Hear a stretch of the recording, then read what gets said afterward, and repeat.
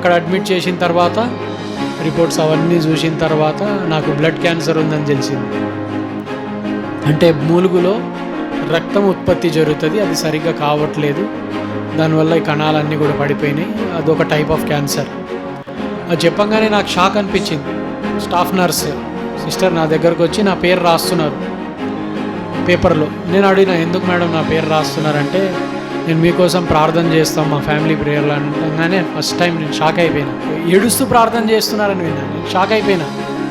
అరే నా కోసం ఏడవడం ఎందుకు ఇంతగా నా కోసం ప్రేయర్ చేయాలి? బ్యాక్ పెయిన్ వస్తే డాక్టర్ దగ్గర వెళ్ళి కలిసిన, ఏం సార్ మళ్ళీ నొప్పి వస్తుంది, బ్యాక్ పెయిన్ వస్తుంది, ఏంటి అంటే మళ్ళీ టెస్టులు రాసిండు. టెస్టులు అన్నీ చేసిన తర్వాత నీకు మళ్ళీ క్యాన్సర్ వచ్చిందన్నాడు. ఇదేం సార్ మళ్ళీ క్యాన్సర్ రావడం, బాగా అయిపోయినా మంచిగా ఉండొచ్చు, హ్యాపీగా ఉండొచ్చు అన్నారు కదా, క్యూర్ అయిపోయింది అన్నారు కదా, మళ్ళీ క్యాన్సర్ రావడం ఏంటని చాలా భయం వేసింది. నాకు ఒక క్వశ్చన్ ఉందన్నా అని అడిగిన. ఏంది చెప్పు అంటే, యేసు ప్రభు నన్ను క్షమిస్తాడా అనే క్వశ్చన్ అడిగిన. ఆయన అన్నాడు, ఎప్పుడైతే నువ్వు తప్పు చేసినావు అని పశ్చాత్తాపడినావో ఆ క్షణమే యేసు ప్రభు నిన్ను క్షమించేశాడు అనగానే నా కళ్ళల్లోకి నీళ్ళు వచ్చేసినాయి. 8వ వచనానికి వస్తే నాకు పెద్ద షాక్ తగిలింది. నాకు బోన్ మ్యారోలో ప్రాబ్లం ఉంది. Bone marrow cancer. Bone marrow అంటే మూలుగు, అందులోనే రక్త ఉత్పత్తి జరుగుతుంది. 8వ వచనానికి వచ్చిన ఇంగ్లీష్ బైబుల్లో it shall be health to your navel and marrow to thy bones అనే మాట వచ్చింది. మ్యారో, నాకు బోన్ మ్యారోలో ప్రాబ్లం ఉంది. దేవుడు బోన్ మ్యారో గురించి మాట్లాడుతూ నాతో మాట్లాడాడు. నేను అనుకుని ఈ బైబిల్ ఎప్పుడు రాశారు, నేను ఈరోజు దీన్ని చదువుతున్నా, ఈ పదం వచ్చిందేంటి, మ్యారో అనే పదము, ఇంత స్పష్టంగా మాట్లాడతాడా దేవుడు? అసలు నాకు ఇంతవరకు దేవుడు మాట్లాడతాడు అలాంటి ఎక్స్పీరియన్స్లు లేవుగా. ఇప్పుడు నేను ఎక్స్పీరియన్స్ అవుతుంటే నాకు అసలు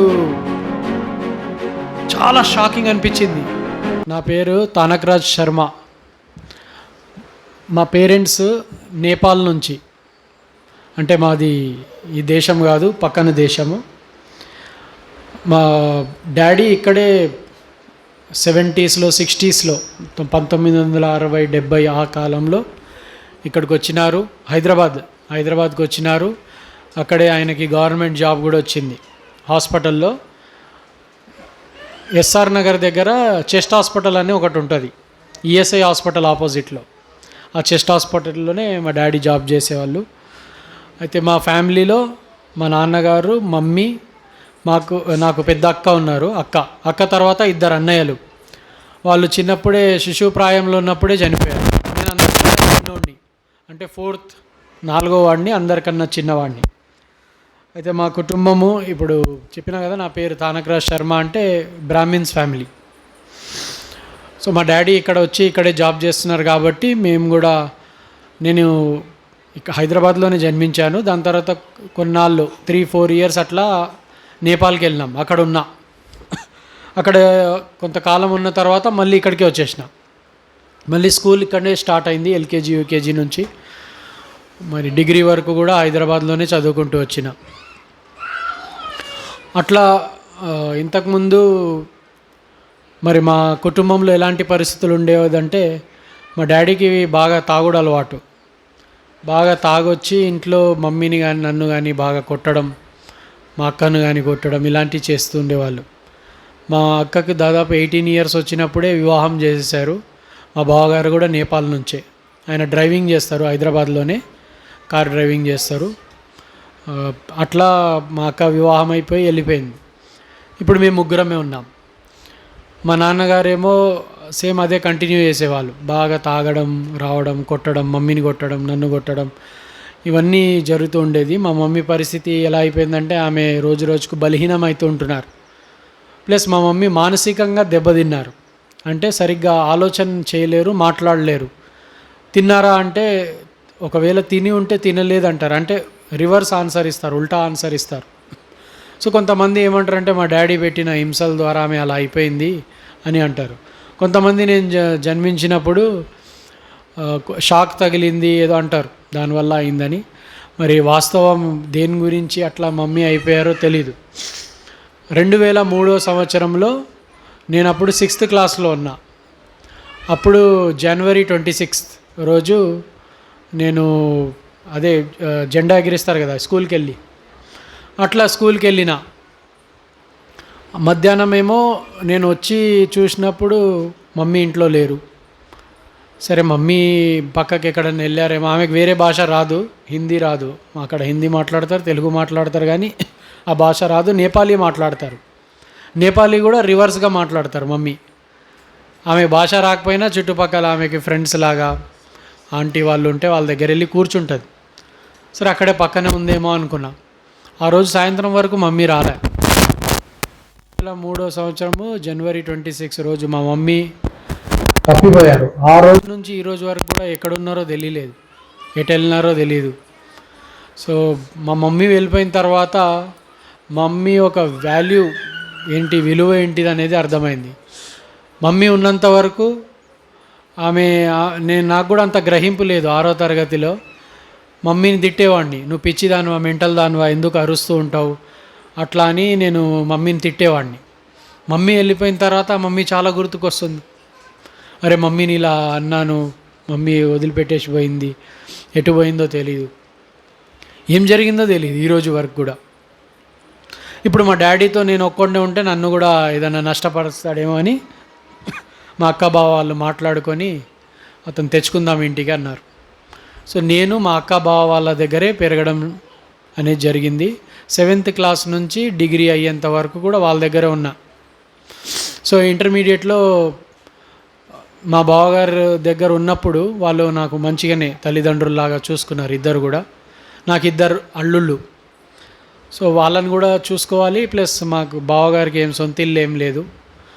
సో సర్వెంట్ క్వార్టర్స్ లాగా ఉండేది. సర్వెంట్ క్వార్టర్స్ అంటే బంజారా హిల్స్లో బంగ్లాస్ ఉంటాయి, అందులో పని చేయొచ్చు, ఒక చిన్న రూమ్ ఇస్తారు, అందులో ఉండొచ్చు. అట్లా మేము ఉండేవాళ్ళం. నాకు ఎప్పుడు అనిపించేది అంటే మా అక్క బావ వాళ్ళకు కొంచెం బర్డెన్ అవుతున్నానేమో నా వల్ల అని. ఎందుకంటే నా గురించి వాళ్ళు చూసుకోవాలి. వాళ్ళు ఎప్పుడు అనలేదు కానీ బాగా ప్రేమించారు. సో ఇంటర్మీడియట్లో నేను ట్యూషన్స్కి వెళ్ళేవాడిని, మా బావగారికి ఎంతో కొంత సపోర్ట్ అవుతుంది కదా అని. అప్పుడు పొద్దున్నుంచి 8 o'clock నుంచి 4 o'clock కాలేజ్ ఉంటే మళ్ళీ 4 నుంచి 8, 9 వరకు ట్యూషన్స్ వేరే దగ్గర వెళ్ళి సైకిల్ తక్కుకుంటూ వెళ్ళి అట్లా ట్యూషన్ చెప్పేవాడిని. ఆ టైంలో నాకు కొన్ని ఆశలు ఉండే, లోకాశల్లాగా. ఆశ ఏంటంటే బాగా డబ్బు సంపాదించాలి ఒకటి, రెండోది ఫారెన్ పోవాలి, మూడోది ఫుల్ లైఫ్ ఎంజాయ్ చేయాలి. యవనస్తులకి జనరల్గా ఇలాంటి ఆలోచనలు ఉంటాయి. ప్లస్ బాగా డబ్బు సంపాదించుకోవడానికి ఏ జాబ్ చేయాలి అనే ఆలోచన వస్తే ఒకటి ఏవియేషన్ హాస్పిటాలిటీ ట్రావెల్ మేనేజ్మెంట్ అని ఒక కోర్స్ ఉంటుంది. అంటే ఎయిర్ హోస్టెస్ ట్రైనింగ్, ఫ్లైట్లో వెళ్తారు కదా ఎయిర్ హోస్టెస్లు ఉంటారు కదా, అట్లనే జెంట్స్ని ఫ్లైట్ స్టీవార్డ్ అంటారు. అలాంటి కోర్స్ చేసుకున్నా ఎయిర్లైన్స్లో వర్క్ చేసుకోవడానికి.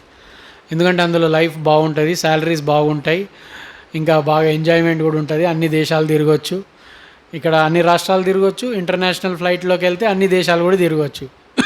సో అట్లా ఆ కోర్సులో జాయిన్ అయ్యిండే. అయితే అలాంటి టైంలో మా మమ్మీ మా డాడీ బాగా గుర్తొచ్చేవాళ్ళు. నేను స్కూల్లో కూడా చదువుకునేటప్పుడు, కాలేజీలో చదువుకునేటప్పుడు మంచి మార్క్స్ వచ్చినా కానీ మా ఫ్రెండ్ వాళ్ళకు, వేరే వాళ్ళకు అప్రిసియేషన్ అంటే నేను క్లాస్ 2nd వచ్చినా అనుకో, 3rd క్లాస్ వాడు స్వీట్లు పంచుతూ ఉంటాడు, నేను 2nd వచ్చి కూడా ఏం పంచాను, ఎందుకంటే మా డాడీ అంత ఎంకరేజ్ చేయరు. సో అలాంటి పరిస్థితులు. అయితే మా డాడీని కూడా బాగా మిస్ చేసేవాడిని. ఎందుకు మా డాడీ వేరే వాళ్ళ డాడీ వాళ్ళలాగా ఉండరు, ఎందుకు ఆయన నన్ను ప్రేమించరు అని ఇట్లా ఆలోచన. మమ్మీ కూడా ఎటు వెళ్ళిపోయింది, మమ్మీ బాగా గుర్తొచ్చేది. బంజారా హిల్స్లో హైదరాబాద్లో కేబీఆర్ పార్క్ ఉంటుంది. ఆ పార్క్లో సాయంత్రం పూట చెట్టు కింద వెళ్ళి కూర్చొని ఏడ్చేవాడిని బాగా గుర్తొచ్చి. ఫ్రెండ్స్ కూడా ఎక్కువ మంది లేరు, ఒకళ్ళు ఇద్దరే. సో ఆ విధంగా నా లైఫ్ వెళ్తూ వస్తుంది. ఒకవైపు అమెరికా వెళ్ళాలి, డబ్బు సంపాదించాలని ఆలోచనలో ఉన్నా.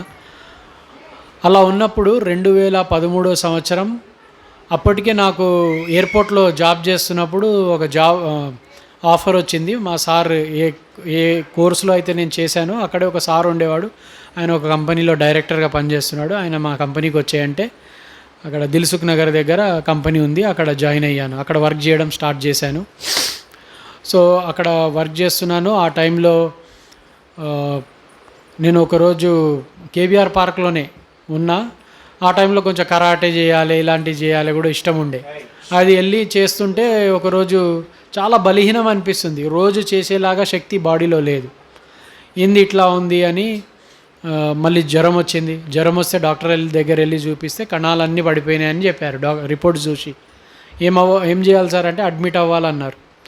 మరి అడ్మిట్ అవ్వడానికి ప్రైవేట్ హాస్పిటల్లో ట్రీట్మెంట్ చేయడానికి డబ్బులన్నీ లేవు. సరే దాని తర్వాత అక్కడ ప్రైవేట్లో జాయిన్ అయినప్పటికీ కూడా వాళ్ళు తెలుసుకోలేదు, ప్రాబ్లం ఏంటో అర్థం కావట్లా. నాకు ఇక్కడ చిగురులో నుంచి రక్తం రావడం ఇలాంటివి జరుగుతుంది, అది ఆగట్లేదు, అసలు కంటిన్యూ వస్తుంది బ్లడ్. ఇదేంది అర్థం కావట్లే. దాని తర్వాత నన్ను నిమ్స్లో అడ్మిట్ చేశారు, పంజాగుట్ట నిమ్స్లో. అక్కడ అడ్మిట్ చేసిన తర్వాత రిపోర్ట్స్ అవన్నీ చూసిన తర్వాత నాకు బ్లడ్ క్యాన్సర్ ఉందని తెలిసింది. అంటే మూలుగులో రక్తం ఉత్పత్తి జరుగుతుంది, అది సరిగ్గా కావట్లేదు, దానివల్ల ఈ కణాలన్నీ కూడా పడిపోయినాయి, అదొక టైప్ ఆఫ్ క్యాన్సర్. అది చెప్పంగానే నాకు షాక్ అనిపించింది, ఏంది నాకు క్యాన్సర్ రావడం ఏంటి. మా బావగారు షాక్ తింటున్నారు. షాక్ అంటే నాకు వేరే చెడు అలవాట్లు లేవు, సిగరెట్ తాగడం, మందు తాగడం ఇలాంటివి ఏం లేవు, మరి ఎందుకు వచ్చింది. డాక్టర్స్ని అడిగితే డాక్టర్ దగ్గర కూడా సమాధానం లేదు. క్యాన్సర్ ఎవరికైనా రావచ్చు, ఎప్పుడైనా రావచ్చు, ఎంత ఆరోగ్యంగా ఉన్నా రావచ్చు అని ఆయన చెప్తూ వచ్చినారు. సరే అట్లా ఉన్నప్పుడు నాకు నేను బెడ్ మీద ఉన్నప్పుడు ట్రీట్మెంట్ జరుగుతూ వచ్చింది. 2013లో దాదాపు ఫిబ్రవరి మార్చిలో నేను జాయిన్ అయితే డిసెంబర్ వరకు ట్రీట్మెంట్ నడిచింది. మధ్యలో ఒక 15 డేస్ గ్యాప్ ఇస్తారు, మళ్ళీ 15 డేస్లో మళ్ళీ అడ్మిట్ అవ్వాలి, ఆ ట్రీట్మెంట్ తీసుకుంటూ ఉండాలి. సో ఆ ట్రీట్మెంట్ చేసుకున్న టైంలో ఒక స్టాఫ్ నర్స్ సిస్టర్ నా దగ్గరకు వచ్చి నా పేరు రాస్తున్నారు పేపర్లో. నేను అడిగిన, ఎందుకు మేడం నా పేరు రాస్తున్నారంటే, నేను మీకోసం ప్రార్థన చేస్తాం మా ఫ్యామిలీ ప్రేయర్లు అనగానే ఫస్ట్ టైం నేను షాక్ అయిపోయినా. నా లైఫ్లో ఎప్పుడు కూడా ఈ ప్రేయరు ఫ్యామిలీ ప్రేయర్ ఎప్పుడు వినలా, ఫస్ట్ టైం అట్లా వింటున్నా. వీళ్ళు నా కోసం ప్రార్థన చేయడం ఏంటి అని ఒక ఆలోచన. దాని తర్వాత నేను ఏ ఆఫీస్లో అయితే పనిచేస్తున్నానో అక్కడే ఇంకొక అన్న ఉన్నాడు, ఆయన ఆంధ్రాకి చెందినవాడు. ఆయన రక్షింపబడ్డాడు నాకన్నా ఒక సంవత్సరం ముందు, అంటే 2013లో ఇది జరిగితే 2012లోనే ప్రభుని నమ్ముకున్నాడు ఆయన. సో మేము ఎక్కువగా కలుసుకొని దేవుళ్ళ గురించి, అంటే క్రిస్టియానిటీ గురించి కాకుండా వేరే దేవుళ్ళ గురించి మాట్లాడుకునే వాళ్ళం. ముందు వివేకానంద గురించి మాట్లాడేవాళ్ళం. ఒకవేళ దేవుడు ఉంటే నిజంగా ఈ కీడు ఎందుకు జరుగుతుంది, ఇన్ని పాపాలు ఎందుకు జరుగుతాయి, దేవుడు లేడు, ఏవో మాట్లాడుకునే వాళ్ళం, కూర్చొని మాట్లాడుకుంటూ ఇట్లా ఉండేవాళ్ళం. రక్షణ గురించి తెలీదు. అప్పటికి 1 ఇయర్లో ఆయన రక్షింపబడ్డాడు. ఇక నేను హాస్పిటల్లో పడ్డా. ఆయన ఫోన్ చేసి నాకు చెప్పిండు, కనకరాజు నీకేం కాదు, యేసు ప్రభు నిన్ను బాగు చేస్తాడు, నువ్వు ధైర్యంగా ఉండు అని చెప్పిండు అన్న. సరే దాని తర్వాత అన్న వాళ్ళు నా కోసం ప్రేయర్ చేస్తున్నారు, వాళ్ళ చర్చ్లో ప్రార్థన చేస్తున్నారు, సంఘ ప్రార్థన, మరి కుటుంబ ప్రార్థన, హోల్ నైట్ ప్రేయర్. వీళ్ళు ఏడుస్తూ ప్రార్థన చేస్తున్నారని విన్నాను. నేను షాక్ అయిపోయినా, అరే నా కోసం ఏడవడం ఎందుకు ఇంతగా నా కోసం ప్రేయర్ చేయాలి అని ఒక ఆలోచన నాలో పుట్టింది. దాని తర్వాత అప్పటి వరకు క్రైస్తవులు అంటే కూడా నాకు అంతగా గిట్టదు. సో వీళ్ళు నా కోసం ప్రేయర్ చేస్తున్నారంటే దేవుడు ఆ సంవత్సరంలో నేను ట్రీట్మెంట్ తీసుకుంటున్న ఆ సమయంలో డిసెంబర్ వరకు కూడా ఒక విశ్వాసం కలిగింది. ఈ మందుల వల్ల, ఇంజెక్షన్స్ వల్ల నాకు కాదు, కానీ వీళ్ళు ప్రేయర్ ఇంతగా చేస్తున్నారు కదా, యేసు ప్రభు నన్ను బాగు చేస్తాడే. సరే డిసెంబర్ మాసంలో ఇక బయటికి వచ్చాను. డాక్టర్ కూడా అన్నాడు, రిపోర్ట్స్ అన్నీ నార్మల్ ఉన్నాయి, నీకు మంచిగా అయిపోయింది, నువ్వు ఇప్పుడు ఇంటికి వెళ్ళిపోవచ్చు, ఏం ప్రాబ్లం లేదు, అంతా క్యూర్ అయిపోయింది అన్నాడు 2013లో డిసెంబర్లో. దాని తర్వాత 2014లో ఎంటర్ అయినా. అన్న కూడా ఎవరైతే నా కోసం ప్రేయర్ చేసిండో అన్నాడు, నువ్వు చర్చ్కి వెళ్ళు, యేసు ప్రభుకి థ్యాంక్ యూ చెప్పు, ప్రభా నువ్వు నన్ను బాగు చేసినావు, కృతజ్ఞతలు చెల్లించు అని చెప్పినాడు. సరే అన్న. మా ఇంటి దగ్గరే యూసుఫ్గూడలో ఉండే, ఇంటి దగ్గరే ఒక ఇంట్లోనే కూడుకుంటున్నారు. ఫస్ట్ టైం ఆ చర్చ్కి వెళ్ళినా. అది చాలా వింతగా ఉంది. అంటే నా జీవితంలో దాదాపు 23 సంవత్సరాలు, అప్పుడు 23-24 సంవత్సరాలు, ఎప్పటి వరకు ఈ చర్చి పోవడము, అంటే ఇట్లా కూడుకోవడము అవన్నీ తెలీదు. మరి కానుకలు వేస్తున్నారు, డబ్బులు కూడా తెచ్చుకోవాలి ఆ రోజు. మొత్తం వింతగా అనిపించింది. సరే ఇంటికి వెళ్ళిపోయినా. ఆ వారంలో ఒక స్నేహితుడు ఉండే నాకు, అన్యుడు ఆయనకు చెప్పిన నా కోసం ఇట్లా క్రిస్టియన్ బ్రదర్స్ ప్రార్థన చేశారు, యేసుప్రభు నన్ను బాగు చేసిండు, స్వస్థపరిచిండు, నేను చర్చ్కి వెళ్తున్నా అనగానే ఆయన స్టార్ట్ చేసిండు ఇక రివర్స్ చెప్పడం. మనం మొత్తం ఎప్పటి నుంచి ఉంది అది ఇది దాంట్లో ఉన్న నెగిటివ్స్ అన్నీ చెప్పేసి నా బ్రెయిన్ని వాష్ చేసేసిండు. యేసు ప్రభు వైపు తిరిగిన నేను వెనక్కి తిరిగిన, చర్చ్కి పోవడం బంద్, ఇట్లా వెనుకంజ వేసిన మళ్ళీ నేను. అయితే ఆఫీస్లో అన్న కలుస్తాడు కదా, అడుగుతాడు, తప్పించుకోవడం మొదలుపెట్టిన. ఆయన అట్లా వస్తుండనుకో ఇటు వెళ్ళిపోవడం, అటునుంచి వస్తే ఇటు వెళ్ళిపోవడం, అంటే ఆయన్ని కలవకుండా. సరే, దాని తర్వాత నాది ఎంబీఏ డిస్కంటిన్యూ అయిపోయింది. ఈ ట్రీట్మెంట్ వల్ల 1 సంవత్సరం డిస్కంటిన్యూ అయిపోయి ఎంబీఏ జాయిన్ అవుదామని ఎంబీఏ క్లాసెస్ తీసుకున్నా. ఇప్పుడు రోజు ఆఫీస్కి వెళ్తున్నా, ఖాళీ టైం ఎప్పుడు ఉంది? సండే రోజే ఖాళీ ఉంది. సరే, సండే రోజే క్లాస్ పెట్టుకున్నా. సండే రోజు క్లాస్ ఉంటాయి ఎగ్జిక్యూటివ్ ఎంబీఏ అని. పొద్దున్నుంచి సాయంత్రం వరకు ఇక క్లాస్లోనే కూర్చోవాలి. ఒకరోజు అన్న పట్టేసుకున్నాడు నన్ను. ఏంది తనకి ఏమైంది, ఇట్లా తప్పించుకుంటున్నావు ఏంటి, చర్చ్కి వెళ్తున్నావు కదా అన్న. లేదన్నా చర్చ్కి వెళ్ళట్లే, ఎంబీఏ క్లాసెస్ జాయిన్ అయినా నేను ఇప్పుడు అని చెప్పేసిన. చూసినా, ఎప్పుడైతే దేవుని దగ్గరికి నువ్వు రావాలనుకుంటావో సాతాను ఏదో ఒకటి తీసుకొస్తాడు, ఏదో ఒకటి నిన్ను దూరం చేయడానికి చేస్తాడు. సరే, ఇప్పుడు జాయిన్ అయిపోయినావు, నేనేం అనలేను, అట్లీస్ట్ వారకూడికల కన్నా వెళ్ళు అన్నాడు. సరే అన్న. దాని తర్వాత ఏనాడు పోలా వారకోడికలు కూడా. అట్లా 2014 సంవత్సరంలో 2013లో మొత్తం డిస్టర్బ్ అయిపోయిందిగా. అమెరికా పోవాలని మళ్ళీ ప్లాన్స్ చేయడం మొదలుపెట్టిన. అమెరికా పోవాలి, డబ్బులు సంపాదించాలి, అక్కడ అడిగేవాళ్ళు ఉండరు, లైఫ్ ఎంజాయ్ చేయొచ్చు. యవనస్తులు ఎట్లుంటారు ఆలోచన, స్వేచ్ఛ కావాలి, మనకు స్వాతంత్రం కావాలా. భారతదేశానికి కూడా స్వాతంత్రం వచ్చింది.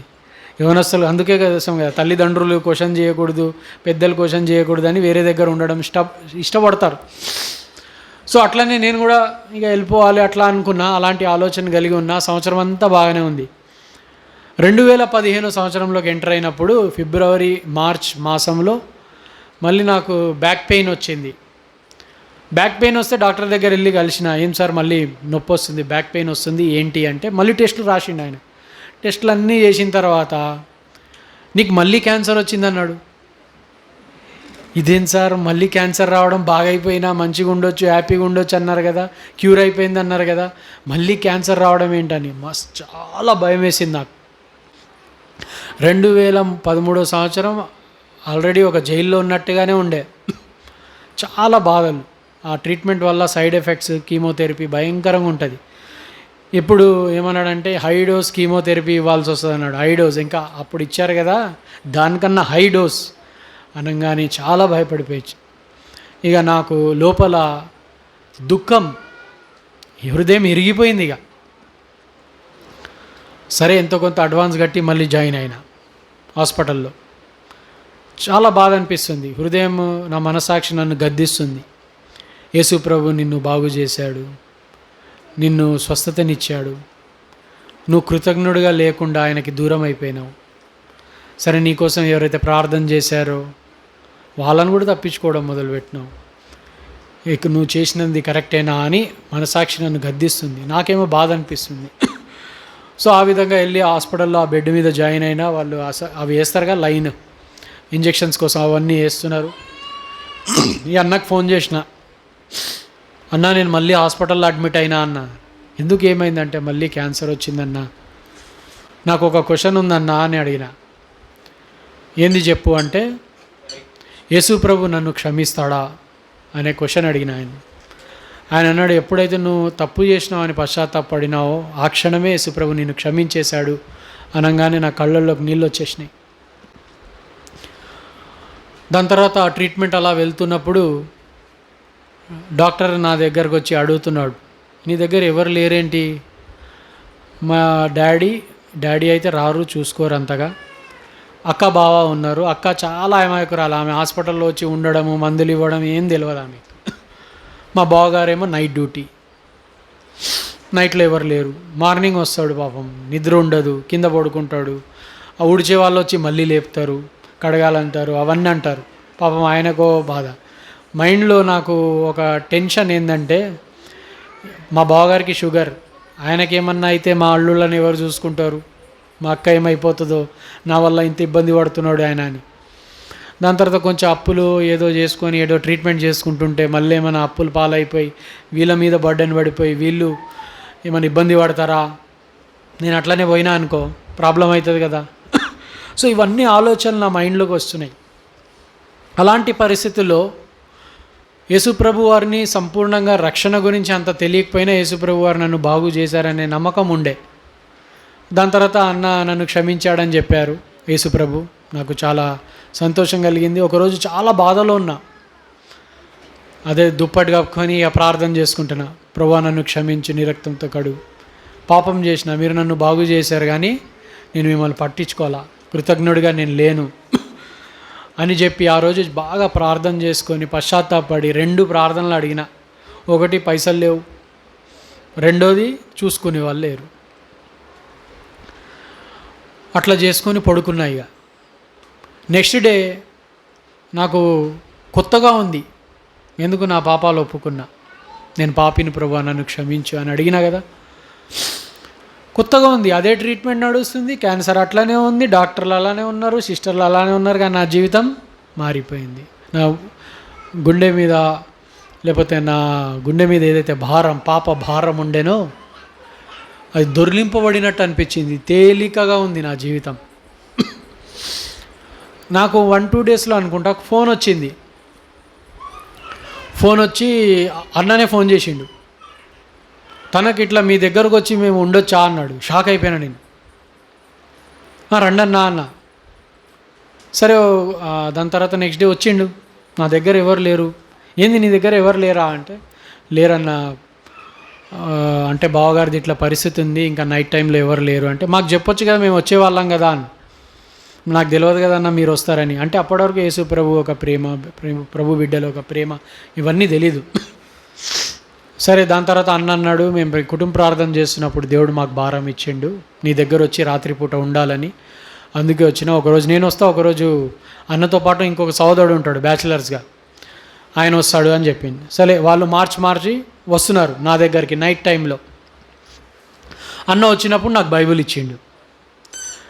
ఈ దేవుడు మాట్లాడతాడని చెప్పిండు. నేను షాక్ అయిపోయినా. నా జీవితంలో నేను ఏ దేవుణ్ణి నేను పూజిస్తూ వచ్చినానో, మా మమ్మీ వెళ్ళిపోయిన తర్వాత ఆ పటం పెట్టుకొని ఏడుస్తూ ఆ పటంతో మాట్లాడేవాడిని.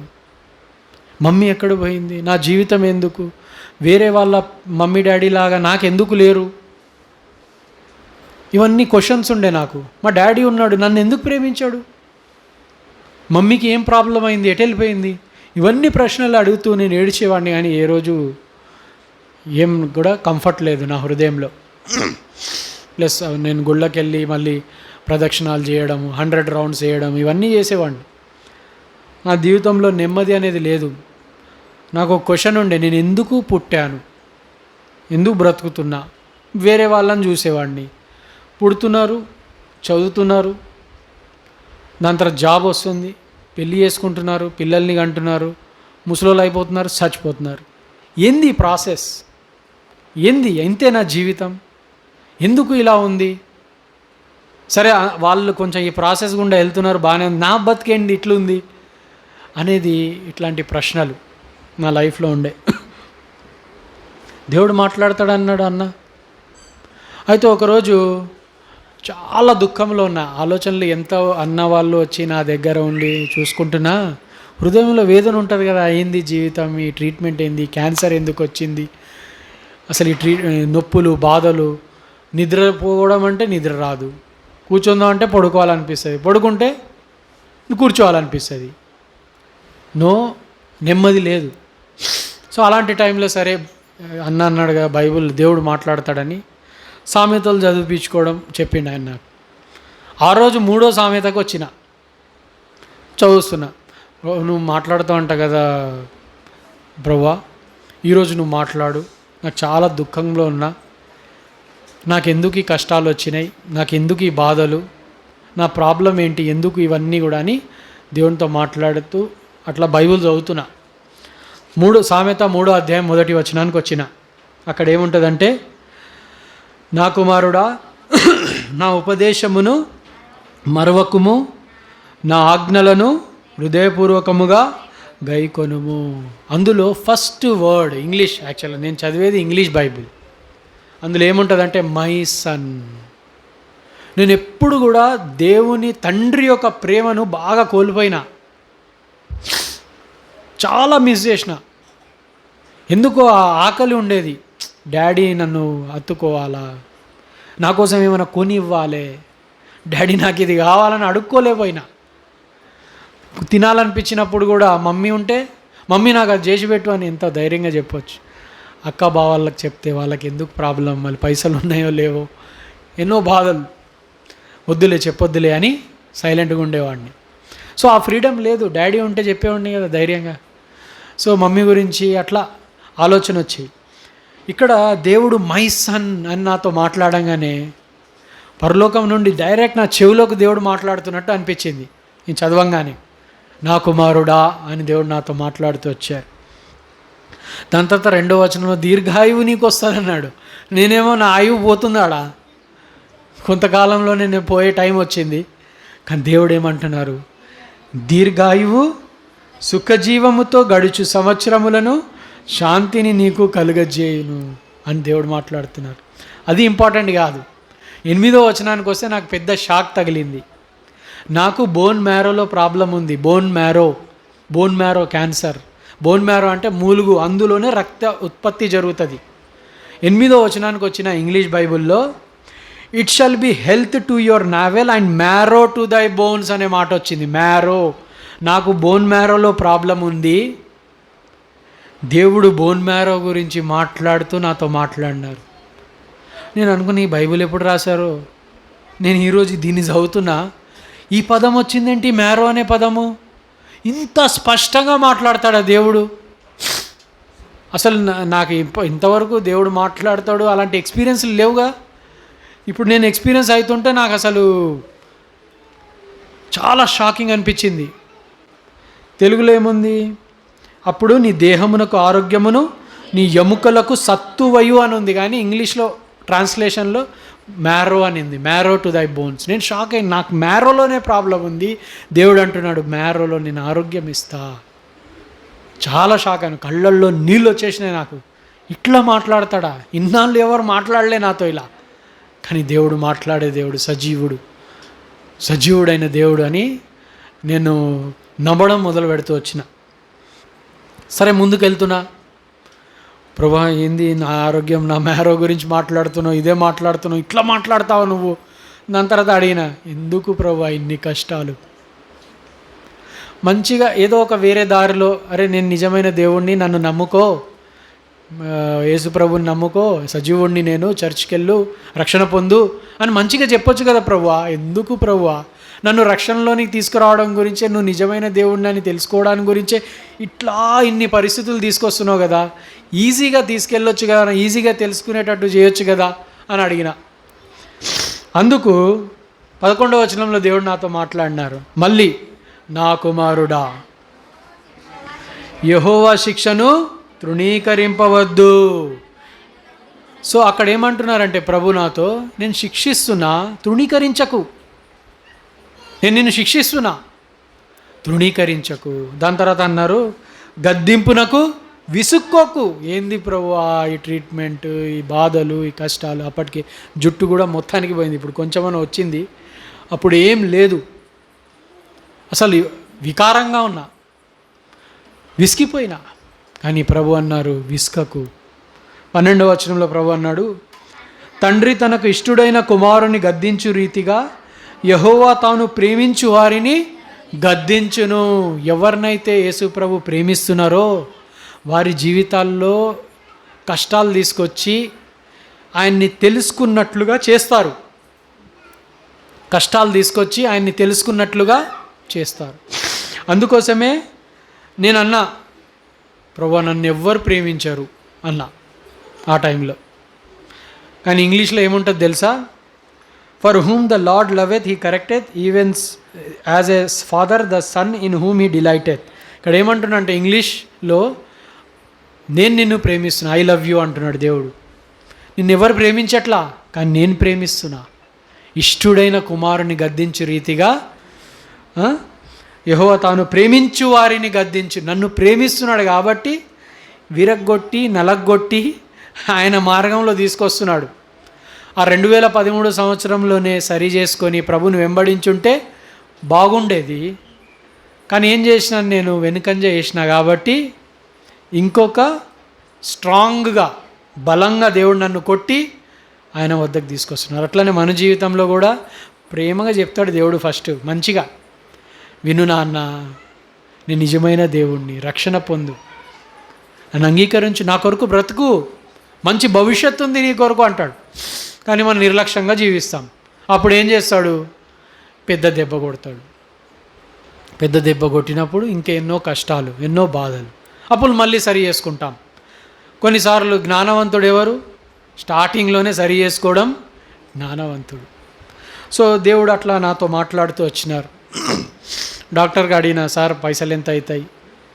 15-20 lakhs, 20-25 ఏదో అన్నారు. నేను అప్పటికే అనుకున్నా, ఇది నా వలన కాదు, ప్రభు పిలిస్తే పోతా.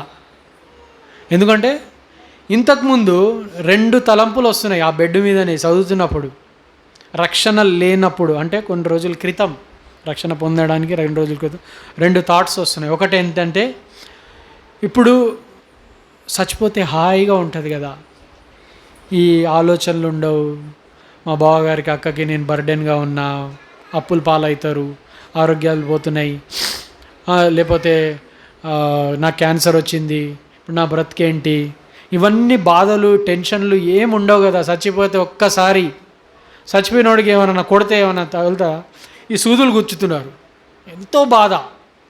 అది సరిగా పోక ఇది వాపులు వచ్చేసి కొన్నిసార్లు ఎమర్జెన్సీలో పరిగెత్తుకొని తీసుకెళ్తారు నన్ను. అరే ఏడికి ఏదో హార్ట్ ఆగిపోతుంది, ఏదో ఆగిపోతుంది, తీసుకొని వెళ్తారు. మళ్ళీ కొంచెం సెట్ అయినాక మళ్ళీ తీసుకొస్తారు, మళ్ళీ ట్రీట్మెంట్ ఇస్తారు. ఎందుకు ఈ బాధలు, ఈ టెన్షన్లు ఎందుకు, ఒక్కసారి చచ్చిపోతే బాగుంటుంది కదా అని అనుకునేటోడిని. ఆ నెక్స్ట్ క్షణమే నాకు ఇంకొక ఆలోచన వచ్చేది, చచ్చిపోతే ఎక్కడికి పోతావు? రక్షణ లేకముందు నాకు వచ్చే ఆలోచన, ఇప్పుడు చచ్చిపోతావు, ఎక్కడికి పోతావు? అప్పటి వరకు నేను చచ్చిపోతే నరకానికి పోతా అనే ఎక్స్పీరియన్స్ తెలియదు, అంత సువార్త తెలియదు. కానీ క్వశ్చన్స్ ఉన్నాయి నాకు. చచ్చిపోతే బాగుంటుంది అనుకుంటున్నా, మళ్ళీ చచ్చిపోతే ఎక్కడ పోతావు అని భయం కూడా అనిపిస్తుంది, చచ్చిపోతే హాయిగా ఉంటుందని కూడా అనిపిస్తుంది, మళ్ళీ ఆ మరుక్షణమే భయం ఉంది. ఎప్పుడైతే యేసుక్రీస్తు ప్రభువారి యొక్క సువార్త విన్నానో, నేను పాపిని అని అన్నాడు.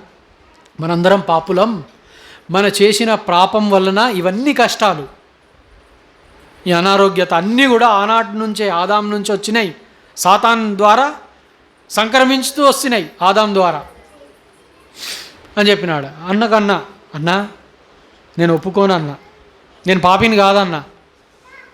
యేసుప్రభు అని అంగీకరించకముందు హాస్పిటల్లో డిస్కషన్, నేను పాపిని కాదన్నా.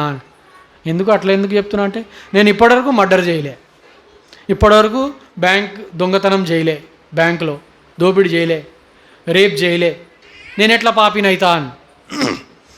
సరే అన్నాడు అన్న. ఇప్పుడు నీకు ఎప్పుడన్నా చెడు ఆలోచనలు వచ్చినాయి, తలంపులు? వచ్చినాయి అన్న. సరే నీకు ఎవరు నేర్పించారన్నాడు. స్కూల్లో టీచర్ నేర్పిలే, పేరెంట్స్ నేర్పిలే, కానీ వాటికి వాటే వచ్చినాయి. అవునన్నా, ఎవరు నేర్పిలే, ఎందుకు వచ్చినాయి నాకు అర్థం కావట్లేదు. ఎందుకంటే మనము పాప స్వభావంతో పుడతాం. చిన్నగా ఉన్నప్పుడు వాళ్ళకు ఆ పరిపక్వత, నాలెడ్జ్ అంత ఉండదు, కానీ ఎదిగే కొలది ఆ పాపం దాంట్లో అవన్నీ ఆలోచనలు, తలంపులు వస్తూ ఉంటాయి. చూడు, నీ తప్పులు చేయవు. ఇప్పుడు చిన్న పిల్లోడు ఉన్నాడు, చిన్నపిల్లోడే 1-2 years అవుతున్నప్పుడే, చాక్లెట్ ఉందా నీ దగ్గర ఉంటే చేతిలో చాక్లెట్ ఉంటుంది, వెనకాల పెట్టుకొని లేదు అంటాడు. అరే అవును కదా అనిపించింది. మరి ఎందుకు అలా అంటున్నాడు? అప్పుడే అబద్ధాలు నేర్చుకుంటుండు. ఒక తనంలో అది ఒక విషయం ఏంటంటే అది హిపోక్రసీ అంటారు, వేషధారణ, లేనిది ఉన్నట్టుగా చేయడం. దేవునికి అది అసలు ఇష్టం ఉండదు. ఇది ఎక్కడ నేర్చుకుంటున్నారంటే స్వభావ సిద్ధంగా అది. అందుకోసమే దావీద్ గారు అంటారు కదా, తల్లి గర్భములోనే నేను మరి జన్మించినప్పుడే నేను పాపిగా జన్మించినాను అని చెప్తుంటాడు. సో మనం జన్మతః పాపులము అని చెప్తూ వచ్చినాడు. ఈ ఆలోచన చెప్పంగానే అవునన్నా, అట్లయితే నేనైతే పాపిని, నాకు కూడా చెడు ఆలోచనలు వచ్చినాయి. చిన్న చిన్న దొంగతనాలు చేసిన, షార్ప్నర్ దొంగతనం చేయడం, పెన్సిల్ దొంగతనం, ఆ ఏజ్లో చేయాల్సినవి దొంగతనాలు అవన్నీ చేసిన. ఇదన్నీ పాపాలే కదా అంటే, అవునన్నా ఒప్పుకుంటా నేను పాపినని. అప్పుడు యేసు ప్రభు వారిని ఒప్పుకున్నా, నేను పాపిని ప్రభు, నన్ను క్షమించు, నీ రక్తంతో కడుగు అని ఒప్పుకున్నప్పుడు దేవుడు నాకు రక్షణ ఇచ్చారు, నా జీవితం మారింది. సో ఆ బైబిల్ ఆయన ఇచ్చినప్పుడు, ఈ విషయాలు నేను చదువుతున్నప్పుడు దేవుడు నాతో మాట్లాడుతూ వచ్చినాడు. సరే, ఆ సమయంలో ఇవే విషయాలు నాతో మాట్లాడుతూ వచ్చారు. ఏడుస్తూ చదివిన. దాని తర్వాత డాక్టర్ ఏమన్నాడంటే 15-20 lakhs అవుతుంది. నేను అప్పటికే అనుకున్నా, నేను ఎలాగైనా చనిపోతా. ఇప్పుడు ఇంతకుముందు ఒక భయం ఉండే కదా, 2 తలంపుల మధ్య ఉన్న, చచ్చిపోతే హాయిగా ఉంటుంది, చచ్చిపోతే ఎక్కడ పోతావు. ఇప్పుడు ప్రశ్నకు జవాబు వచ్చేసింది. రక్షణ పొందిన తర్వాత చచ్చిపోతే పరలోకం పోతా, చచ్చిపోతే యేసుప్రభు దగ్గర పోతా. అది నిశ్చలమైన రాజ్యం అంట. సంతోషం, సమాధానం, ఈ కష్టాలు ఉండవు, ఈ వేదన, ఈ దుఃఖం, ఈ బాధ ఉండదు. ఇప్పుడు నిశ్చయత కలిగింది. ఇప్పుడు చనిపోయినా పర్వాలేదు అనిపిస్తుంది. పర్వాలేదులే, డబ్బులు అరేంజ్ కాకపోతే ఏముంది. కానీ దేవుడు ఇంకా కొన్ని వచనాలు నేను చదువుతుంటే నాతో మాట్లాడుతూ వచ్చారు. మత్తయి సువార్త 6:33లో, మొదటిగా ఆయన రాజ్యమును నీతిని వెతుకు, సమస్తం నీకు అనుగ్రహిస్తా అన్నాడు. దాని తర్వాత అన్న వాళ్ళతో ఉండి కొంచెం బక్సీ అంకుల్ బుక్ అలాంటి ఏదో చదువుతున్నప్పుడు బ్యాప్టిజం చాలా ఇంపార్టెంట్ అని తెలిసింది. రక్షణ పొందిన తర్వాత బ్యాప్టిజం తీసుకోవాలా. అరే, నేను రక్షణ పొందిన, ఇప్పుడు బ్యాప్టిజం ఎట్లా, హాస్పిటల్లో ఉన్న, ట్రీట్మెంట్ తీసుకుంటున్నా, అన్న నాకు బ్యాప్టిజం కావాలన్నా అన్న. ఇప్పుడు వాళ్ళ చర్చిలో ఎప్పుడు ఇస్తారో అప్పుడే ఇస్తారు, స్పెషల్ మీటింగ్స్ ఏదో ఉన్నప్పుడు బ్యాప్టిజం ఇస్తారు. కానీ బైబిల్లో బ్యాప్టిజం తీసుకోవాలని ఉంది కదా అని ఈ దినాల్లో మనం ఏం చేస్తాం, బ్యాప్టిజం కోసం కూడా ప్రార్థన చేసుకుంటున్నా అన్న అంటే రక్షణ లేదని అర్థం. రక్షణ పొందితే బ్యాప్టిజం తీసుకోవాలి, వేరేది లేదు దారి. మళ్ళీ నేను వెయిట్ చేస్తా, నేను ప్రేయర్ చేస్తా, దేవుడు మళ్ళీ మాట్లాడాలి బ్యాప్టిజం కొరకు. No no no. రక్షణ పొందామా, పాపాలు ఒప్పుకున్నామా, ప్రభు ఒప్పుకుంటే ప్రభు క్షమిస్తాడు. మనం నమ్మినప్పుడు ప్రభు మనల్ని క్షమిస్తాడు. మనం నమ్మాలి, బ్యాప్టిజంలో సాక్ష్యం ఇవ్వాలి. మళ్ళీ దానికోసం ఆలస్యం చేయకూడదు. అన్న వాళ్ళ దగ్గర ఎక్కడ బ్యాప్టిజం ఇవ్వట్లే. దాని తర్వాత నాకు ఒక విషయం తెలిసింది. ఇది యూత్ క్యాంప్ జరుగుతుంది 2015లో మే మాసంలో యూత్ క్యాంప్ జరుగుతుంది, అక్కడ బ్యాప్టిజమ్స్ ఇస్తారని తెలిసింది. అప్పుడు నేను ప్రార్థన చేసుకున్న, ప్రభువా నాకు సెలవు కావాలా, డిశ్చార్జ్ కావాలా. అదే టైంలో యూత్ క్యాంప్ ఉన్న టైంలో నాకు డిశ్చార్జ్ కావాలి అని ప్రార్థన చేసుకున్నా. అదే టైంలో నాకు డిశ్చార్జ్ దొరికింది. దాని తర్వాత హెబ్రోన్కి వెళ్ళినాం, ఫామ్ తీసుకున్నాం. ఫామ్ తీసుకొని ఫామ్ నింపుతున్నప్పుడు అక్కడ ఒక క్వశ్చన్ ఉంటుంది. అందులో ఏముంటుందంటే, ఏ వాక్యం ద్వారా నీ పాపాలు క్షమించబడినాయి అని దేవుడు ఏ వాక్యం ద్వారా దేవుడు నీతో మాట్లాడిండు, నీ పాపాలు క్షమించబడినాయని అది రాయమన్నారు. అందులో ఉంది క్వశ్చన్. నాకేమో నిశ్చయత ఉంది, యేసుప్రభు నా పాపాలు క్షమించాడు, నెమ్మది ఉంది, సంతోషం ఉంది, అంతా బాగుంది. కానీ వచనం తెలీదు. క్రిస్టియన్ ఫ్యామిలీలో పుడితే ఇన్ని వచనాలు రాసేయచ్చు అని నాకు తెలియదు. మస్తు బాగా అనిపించింది. రే, ఈ వచనం తెలీదు, క్వశ్చన్కి ఆన్సర్ తెలీదు, నేను వెళ్ళి ఏం బాప్టిజం తీసుకుంటా, ఇక నాతో అవ్వదని ఫామ్ అక్కడ పడేసి, ఇక మధ్యాహ్నం లంచ్ టైం ఉంది, లంచ్ చేయండి అన్నారు. అక్కడ వెళ్ళి లంచ్ తింటున్నా, ఇట్లనే పండాల్లో కూర్చున్నా. ఇలా ఉంటాయి అక్కడ చిన్న చిన్న వాక్యాలు ఎలాడదీసి ఉంటాయి హెబ్రోన్ పండాల్లో. అక్కడ ఒక వాక్యం కనిపించింది నాకు. తింటున్నప్పుడు బాధలో ఉన్నా, బాప్టిజం నాకు దొరకట్లేదు, బాప్టిజం తీసుకోలేకపోతున్నా అని బాధలో ఉన్నా. ఒక్కసారి ఇట్లా చూసిన, వాక్యం కనిపించింది. యెషయా గ్రంథం 6వ అధ్యాయం 7వ వచనం చదవండి.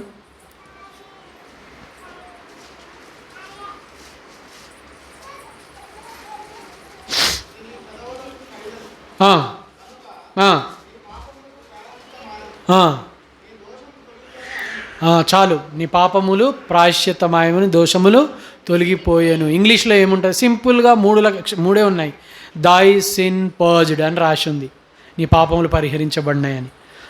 చాలా సంతోషం అనిపించింది. మళ్ళీ ఫామ్ తీసుకొని నింపి ఇచ్చేసిన. బ్యాప్టిజం నాకు ఇచ్చారు. అప్పుడు శాంసన్ అంకుల్ ఉన్నారు, తనకరాజు నా పేరు అయితే తిమోతి అని పెట్టేసిండు. తానకు రాసి తిమోతి. ఎక్సోడస్ 32-34 నా వాగ్దానం. నిర్గమకాండం 32-34 బ్యాప్టిజం వాగ్దానం. నా దూత నీకు ముందుగా వెళ్ళును అనే వాగ్దానం దేవుడు నాకు ఇస్తూ వచ్చారు. ఆ రోజు నా రిపోర్ట్ రావాలా, క్యాన్సర్ది రిపోర్ట్, ట్రీట్మెంట్ జరిగింది, ఇప్పుడు ఎట్లా ఉంది నా క్యాన్సర్ స్టేటస్, ఇంకా క్యాన్సర్ ఉందా లేదా అని మా బావగారు వెళ్ళి రిపోర్ట్ తీసుకున్నారు. నేనేమో హెబ్రోన్లో ఇట్లా బ్యాప్టిజం తీసుకున్నా. వాళ్ళందరూ పడుకున్నారు. కొంచెం నైట్ అయింది ఆ రోజు ఇంటికి వెళ్ళేంతవరకు. ఇప్పుడు అందరూ మన క్రిస్టియన్ బ్రదర్స్ సిస్టర్స్ ఇది చెప్తుంటారు కదా, దేవుడు రిపోర్ట్స్ని మార్చేస్తారు, ఉన్నది లేనట్టు లేనిది ఉన్నట్టుగా చేస్తారని. నేను ఆ రోజు ఒక నిశ్చయతతో ఈరోజు క్యాన్సర్ నీలో లేదు, మొత్తం పర్ఫెక్ట్గా ఉంది రిపోర్టు, క్యాన్సర్ లేదు, ఏం లేదని వస్తుంది అనే ధైర్యంతో పోయినా. అందరు పడుకున్నారు. రిపోర్ట్లు తీసిన నైట్ టైంలో. రిపోర్ట్ తీసి చదువుతున్నప్పుడు ఇంకా క్యాన్సర్ ఉందని వచ్చింది. నేను అసలు అట్లా అనుకోలే అట్లా వస్తుంది రిపోర్ట్ అని. ఎంత ఏడ్చానంటే నాకు తెలిసి ఏ రోజు అంత ఏడవలేదేమో. అరే క్యాన్సర్ ఉండకూడదు కదా, యేసుప్రభు నన్ను స్వస్థపరుస్తారు కదా, ఎందుకు ఇట్లా మళ్ళీ ఇంకా క్యాన్సర్ ఉందని వచ్చింది అని బాగా ఏడిచిన ఆ దినం. సరే అందరు పడుకుంటున్నారుగా, సైలెంట్గా ఏడవడం కూడా ఉంటుంది, సౌండ్ రాకుండా కూడా ఏడవచ్చు. బాగా ఏడిచిన, చాలా నిరుత్సాహంలో ఉన్నా. ఆ రోజు ఎందుకు యెషయా గ్రంథం 58వ అధ్యాయం చదవాలి నేను. అన్న అన్నాడా, నేను చదివానా తెలియదు నాకు. 58వ అధ్యాయం చదువుతున్నా. ఇట్లా ఏడుస్తూనే బైబిల్ తీసిన చదువుతున్నా. ఐజయా 58 చాప్టర్, అక్కడ 58వ అధ్యాయం ఉపవాసం గురించి ఉంటుంది. నిజమైన ఉపవాసం అంటే ఏంటి అనే ఇదేంది ప్రభు ఉపవాసం గురించి మాట్లాడుతున్నారు, నా ప్రాబ్లం ఏంటి, మీరు మాట్లాడేది ఏంటి అనుకుంటున్నా. అంటే అలాంటి ఆలోచన, అంటే ఇట్లా మాట్లాడుతున్నారు ఏంటి అని. దాని తర్వాత 58:7 అనుకుంటా, చూడండి కలిసి ఉంటాయి వచనాలు.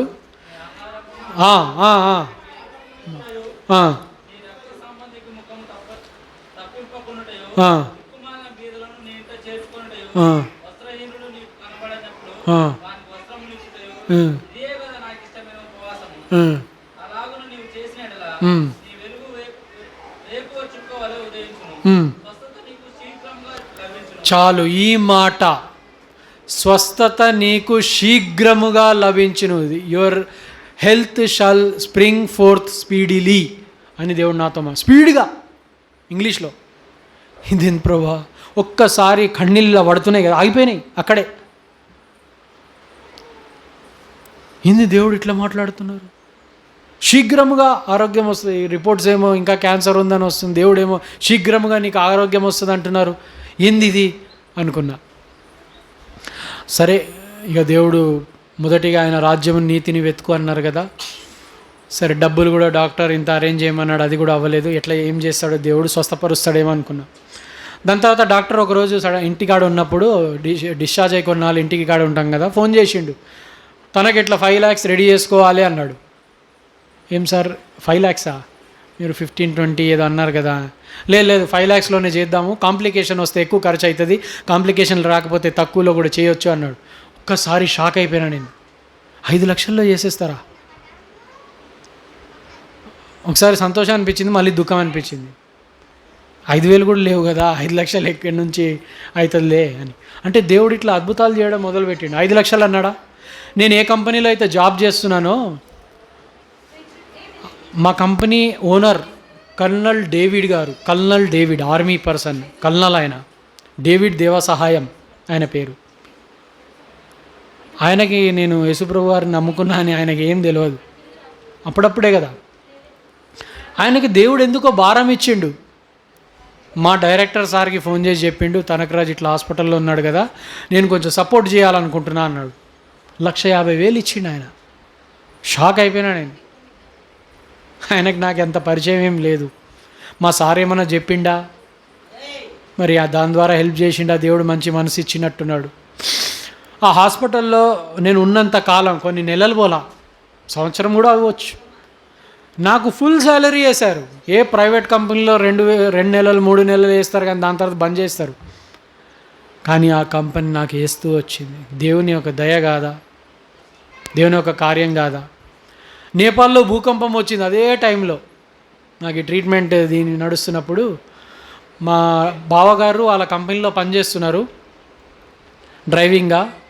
ఆ సార్ వాళ్ళు మా బావ లాంటి వాళ్ళు డ్రైవర్స్ ఎంప్లాయీస్ కొంతమంది 50-100 వేసుకొని డబ్బులు పంపుతున్నారు నేపాల్కి. కొంచెం అమౌంట్ కలెక్ట్ అయింది, పంపుతున్నారు. వాళ్ళ సార్ ఆపేసిండు. అరే ఎవరి ద్వారా పంపుదాం చూద్దాం, మధ్యలో ఎవరైనా వాడేసుకుంటారేమో చూద్దాం, ఎలా పంపుదామో ఆలోచన చేద్దాం అన్నాడు. ఆయనకు ఎందుకో దేవుడు ఒకరోజు థాట్ ఇచ్చిండు. ఆయన అన్యుడే. అరే మన నేపాల్ వాళ్ళ కోసం డబ్బులు పంపుతున్నాం కదా, ఇప్పుడు మన డ్రైవర్ వాళ్ళ బొమ్మరిది కూడా నేపాలే కదా, అతనికి సపోర్ట్ చేద్దాం, అతను కూడా డబ్బులు అవసరం ఉన్నాయి కదా అని ఆ తలంపిచ్చిండు. మా బావగారికి డబ్బులు ఇచ్చిండు ఆయన 1,50,000. అట్లా ఇంకా డబ్బులు అరేంజ్ అయినాయి. మా ఓనర్, కంపెనీ ఓనర్, మా బావ వాళ్ళ ఓనర్సు. దాని తర్వాత నాకు ఒక ఫ్రెండ్ ఉన్నాడు, అమెరికా అని ఊరికే అనుకున్నా. ఎందుకు, నా ఫ్రెండ్ ఉన్నాడు ఆడ. ఆయన ఏం చేస్తుండు, చదువుకుంటుండు. సరే ఎవరు చదివిపిస్తున్నారు, వాళ్ళ ఫ్రెండ్ చదివిపిస్తుండు. వాళ్ళ ఫ్రెండ్ ఎట్లా చదివిపిస్తుండు, ఆయన ఒక చిన్న జాబ్ చేసుకుంటుండు, పార్ట్ టైం జాబ్. ఆయన చదువుకుంటూ మా ఫ్రెండ్ని చదివిపిస్తుండు. మా ఫ్రెండ్ ఏమో నా గురించి చెప్పిండంట. ఆయనకేం భారమో, అతను కూడా అన్యుడే. తనకు రాజుకి నేను కూడా హెల్ప్ చేస్తా అని ఆ దినాల్లో 1,00,000 రూపీస్ హెల్ప్ చేసిండు నాకు.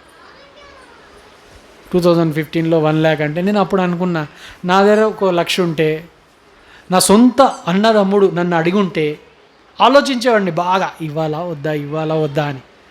వీళ్ళు ఎవరు తెలియని వాళ్ళు ఎట్లా హెల్ప్ చేస్తున్నారు? ఇది దేవుని కార్యమే, దేవుని అద్భుతాలే.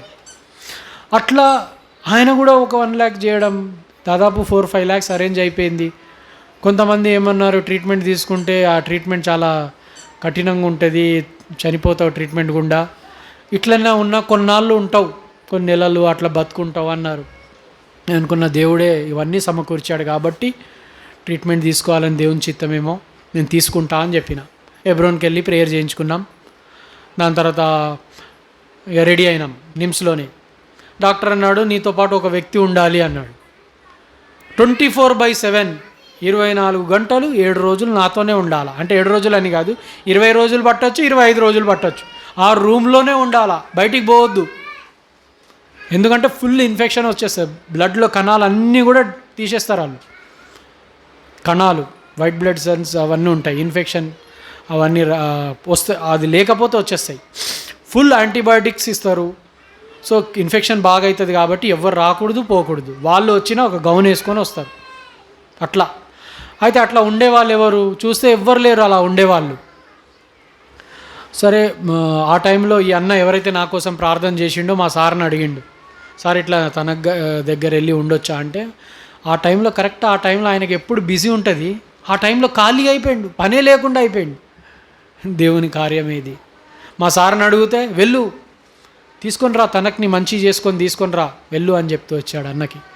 అన్న కూడా వచ్చేసిండు, ఆయనే నన్ను చూసుకుంటూ వచ్చినాడు. చాలా మరి ఆ సమయంలో మేము సియోన్ గీతాలు వాడుకున్నాం. కానీ అప్పుడు వెళ్ళిన ఎక్స్పీరియన్స్ ఎంత పెయిన్ అంటే చెప్పుకోలేను, అంత చచ్చిపోవాలనిపించింది. ఆ సలైన అది ఎక్కిస్తారు కదా ఆ రాడ్ తీసుకొని కొట్టుకోవాలనిపించింది, అంత పెయిన్ తట్టుకోలేక. ఆ ట్రీట్మెంట్ అప్పుడు హైడోస్ కీమో ఇచ్చేటప్పుడు ఇదంతా కూడా మొత్తం చాలా పెయిన్ ఉండేది, తట్టుకోలేనంత పెయిన్. కానీ బై గాడ్స్ గ్రేస్ మళ్ళీ నేను బాగైపోయినా, దేవుడు నన్ను స్వస్థపరిచారు. డాక్టర్ కూడా ఆశ్చర్యపోయిండు. కొంచెం క్రిటికల్గా ఉండే, ఏమవుతుందో అనుకున్నప్పుడు దేవుడు మళ్ళీ నా కణాలు ఏదైతే పోయినాయో, రక్త కణాలు మళ్ళీ రాగలిగినట్లుగా దేవుడు సాయం చేస్తూ వచ్చాడు. బోన్ మ్యారోని మొత్తం చంపేస్తారు, మూలుగుని చంపేస్తారు, మళ్ళీ మంచి సెల్స్ వేసి దాన్ని రివైవ్ చేస్తారు. అంటే మళ్ళీ అది లైఫ్ వచ్చేటట్టు చేస్తారు. మళ్ళీ రివైవ్ అవుతుందా లేదా అది డౌట్, కానీ వచ్చేసింది బై గాడ్స్ గ్రేస్, బయటపడిపోయినా. అయితే బయటికి వచ్చేటప్పుడు ఆ అన్నను అడిగినా, అన్న నీకు నాకేం సంబంధం లేదు, ఎక్కడి నుంచో మా పేరెంట్స్ నేపాల్ నుంచి వచ్చారు, వాళ్ళు ఇక్కడ వచ్చారు, ఇక్కడ ఉన్నాము, మీరు పశ్చిమ గోదావరి నుంచి వచ్చారు, మీకు నాకేం రిలేషన్షిప్ లేదు, ఏదో కంపెనీలో కలిసినాం, కానీ మీరు ఇంతగా నా కోసం ఎందుకన్నా ఇంత సేవ చేశారు. ఇక నేను హాస్పిటల్లో ఉన్నప్పుడు వామిటింగ్ చేశానో ఏం చేశానో తెలియదు, అన్న మొత్తం ఆయనే చూసుకున్నాడు. ఇక నన్ను ఆయనే చూసుకున్నాడు. నేను అన్నా, మా మమ్మీ నాతో ఉంటే ఇక్కడ అలసిపోయి విసిగిపోయేదేమో అన్నా, నువ్వు ఇట్లా ఇంతగానం ఎట్లా చేసినావు నా కోసం అన్న. అతను అన్నాడు, నేను కూడా ఒకప్పుడు దుర్మార్గుడినే, యేసు ప్రభువుకి విరుద్ధమైన పనులు నేను ఎన్నో చేశాను. యేసు ప్రభు నన్ను క్షమించి నన్ను రక్షణలోకి తీసుకొచ్చారు, ఆయన ప్రేమనే నేను నీకు చూపిస్తున్నా అన్నాడు. ఆ రోజు నేను ఒక డెసిషన్ తీసుకున్నా. ఇంతకుముందు యేసు ప్రభుని వదిలేసినా కదా, వెనుకంజ చేసినా కదా, ఇప్పుడు నేను చచ్చిపోయినా పర్వాలేదు, యేసు ప్రభుని నేను వదిలిపెట్టాను అని నిర్ణయం తీసుకున్నా ఆ రోజు. సరే, మేము బయటికి వచ్చేసినాం. 2015లో అయిపోయింది. కొన్ని సంవత్సరాలు గడిచిపోయినాయి.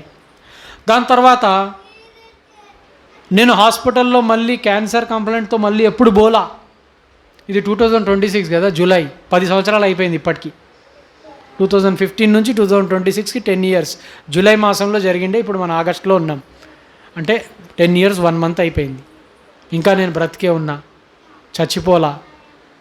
నాతో పాటు నేను రెండోసారి జాయిన్ అయినా కదా హాస్పిటల్లో, అట్లా వేరే వాళ్ళు కూడా జాయిన్ అయ్యారు నాతో పాటు, సేమ్ నాలాంటి ప్రాబ్లం ఉన్నోళ్ళు. అందులో ఒక్కడు కూడా లేడు, నేను ఒక్కడనే ఉన్నా. దేవుని ఒక కార్యం. ఇంకా బ్రతుకున్నానంటే యేసు ప్రభువే కారణం. 16, 17, 18 అవుతుంది, పెళ్ళి చేసుకోవాలనిపించింది.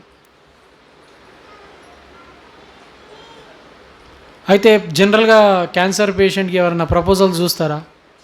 ఎవరు చూడరు, కామన్, అది చూడకూడదు కూడా. అయినా నేను అనుకున్నా, బ్రతుకున్నాను, దేవుడు నా కోసం కూడా ఒక ప్లాన్ కలిగి ఉన్నాడు, ప్రభా మీ చిత్తమైతే మరి చూడండి అని. ప్రభు నాతో ఎట్లాగా మాట్లాడిందంటే ఎప్పుడు కూడా అబద్ధం చెప్పొద్దు అని నాకు నేర్పిస్తూ వచ్చినారు. మ్యారేజ్ విషయంలో కూడా స్వస్థత పొంది ఆల్రెడీ కొన్ని సంవత్సరాలు అయిపోయింది కాబట్టి నా హెల్త్ గురించి చెప్పకుండా నేను మ్యారేజ్ చేసుకోవచ్చు. ఎందుకు, బాగానే ఉన్నా కదా, తర్వాత సమర్థించుకోవచ్చు కావాలంటే. కానీ యేసు ప్రభు అట్లా నేర్పించాల. ఎవరు మ్యారేజ్ ప్రపోజల్ చూడరు. ఫస్ట్ ఆఫ్ ఆల్ రిస్క్ కదా, ఎప్పుడు చచ్చిపోతానని తెలియదు. కొంతమంది చూడాలనుకున్నారు, వాళ్ళకి చెప్పిన, అన్న మీరు ప్రపోజల్ చూస్తున్నారు, ఫస్ట్ నా గురించి మీరు చెప్పాల్సింది ఒకటి, నేను ఒక క్యాన్సర్ సర్వైవర్ అని మీరు చెప్పాలి ఫస్ట్ అని చెప్పిన. ఆ దెబ్బకి ఇంకెవరు చూడరు. అయినా కొన్ని ప్రపోజల్స్ వచ్చినాయి. కొన్ని ప్రపోజల్స్ వచ్చి క్యాన్సిల్ అయిపోయినాయి. ఆ క్యాన్సిల్ అయిపోయినాయి చాలా ఉన్నాయి. మరి క్యాన్సిల్ అయిపోయిందని బాధపడాలా? లేదు. సో దేవుడు నాకు Psalms 85:12 అనుకుంటా, Psalms 85:12 అట్లా క్యాన్సిలేషన్స్ అయినప్పుడు దేవుడు వాక్యం ద్వారా మాట్లాడుతూ వచ్చినారు. Psalms 85:12 చాలు, ఉత్తమమైన దాన్ని ఇస్తా. ఇది క్యాన్సిల్ అయిందా, ఉత్తమమైంది ఇస్తా. ఇంకొకటి క్యాన్సిల్ అయిందా, ఇంకా ఉత్తమమైంది ఇస్తా. ఇంకొక క్యాన్సిల్ అయిందా, ఇంకో ఉత్తమమైంది ఇస్తా. అట్లా దేవుడు నాకు సహాయం చేస్తూ వచ్చాడు. ఇవన్నీ దుఃఖము, డిప్రెషన్, నిరుత్సాహం ఇవన్నీ ఉంటాయి, కానీ ఆయన చూస్తాడు. సో నాకు ప్రపోజల్ చూసేవారు కూడా లేరు. దేవుడు నన్ను ఆదరించిన వచనం Psalms 27:10, Psalms 27:10, కీర్తనలు 27:10 చదవండి. చాలు, తల్లిదండ్రులు విడిచిపెట్టినా చాలు, కానీ దేవుడు చేరదీస్తాడంట. ప్రభా నా కోసం ఎవ్వరు చూడట్లేరు ప్రభా. మా అక్క బావాళ్ళు చూడలేరు. ఎందుకు? వారు అన్యులు కాబట్టి. ఇక విశ్వాసులే చూడాలా. విశ్వాసులు అంటే సేవకులు, వాళ్ళు చూడాలి. కానీ నేను ప్రభుని అడుగుతున్నప్పుడు ప్రభు అన్నాడు, అరే నేను చూస్తా, వీళ్ళు చూడకపోయినా నేను చూస్తా. అట్లా ఆదరించాడు దేవుడు.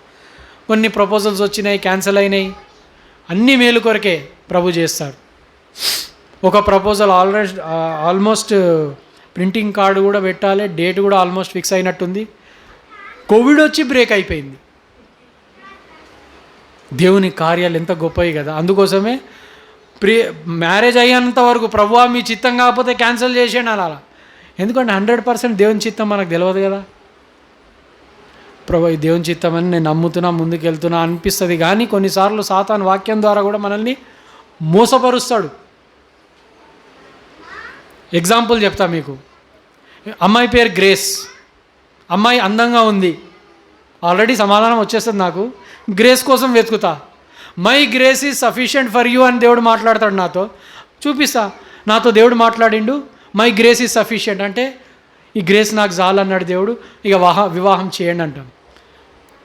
మరి అమ్మాయి అంతగా అట్రాక్టివ్గా లేకపోతే అందంగా లేదనుకో, జనరల్గా యవనస్తులు రిజెక్ట్ చేయాలనుకుంటాం. అదే వచనాన్ని తీసుకుంటా నేను. దేవుడు అంటుండు మై గ్రేస్, ఆయన గ్రేస్ చాలంట, ఈ గ్రేస్ వద్దంట, అందుకే నాకు వద్దు ఈ మ్యారేజ్ అంటాం. అట్లా మనం మోసపోతాం. సో నేను ప్రేయర్ చేసుకున్నా, ప్రభా మీ చిత్తం కాకపోతే క్యాన్సిల్ చేయండి. సో దేవుడు అనుమతించాడు, అది క్యాన్సిల్ అయింది. దాని తర్వాత ఇంకొక ప్రపోజల్ వచ్చింది. నల్గొండ డిస్టిక్ హాలియా దగ్గర చిన్నగూడెం. మా మామయ్య గారి యాకిన్. సో వాళ్ళ ఫస్ట్ పాప రిబికా, ఆమెది ప్రపోజల్ వచ్చిండే. ఆమె నిమ్స్లోనే స్టాఫ్ నర్సు. మాకు అప్పుడేం పరిచయం లేదు, ఈ ప్రపోజల్ వచ్చిన తర్వాత తెలిసింది ఇవన్నీ. తర్వాత ఈ సిస్టర్ నాకు సమాధానం ఉంది అని చెప్తుంది అని తెలిసింది. అప్పుడే నేను ఏమన్నా అంటే, ఈ మ్యారేజ్ ప్రపోజల్స్ జరుగుతున్నప్పుడు డాక్టర్కి ఫోన్ చేసిన నేను. సార్ మీరు నాకు ట్రీట్మెంట్ చేశారు గుర్తుందా, నేను పలానా అన్న. గుర్తుంది, ఎలా ఉన్నా బాగున్నా. సార్ నేను పెళ్ళి చేసుకోవాలనుకుంటున్నా, ఏం ప్రాబ్లం ఏం లేదు కదా, చేసుకోవచ్చు కదా అన్న. చేసుకోవచ్చు, నార్మల్ భార్యాభర్తలు మంచిగా మరి సంబంధం అంతా బాగుంటుంది. కానీ అన్నాడు. ఏం సార్ కానీ అంటున్నారు, ఏందండి, నీకు పిల్లలు పుట్టారమ్మా అన్నాడు. షాక్ అయిపోయినా నేను. ఇదేం సార్ మీరు ముందు చెప్పలేదు, ఇప్పుడు చెప్తున్నారేంటి ఇవన్నీ. అప్పుడు ట్రీట్మెంట్ ఇచ్చి బతికించడం ఓకే అనుకున్నా, ఇవన్నీ మాట్లాడలేదు, చెప్పలేదు. కానీ పిల్లలు నీకు పుట్టడం చాలా కష్టం అవ్వచ్చు, ఏమో చెప్పలేం, కానీ చాలా కష్టం అన్నాడు.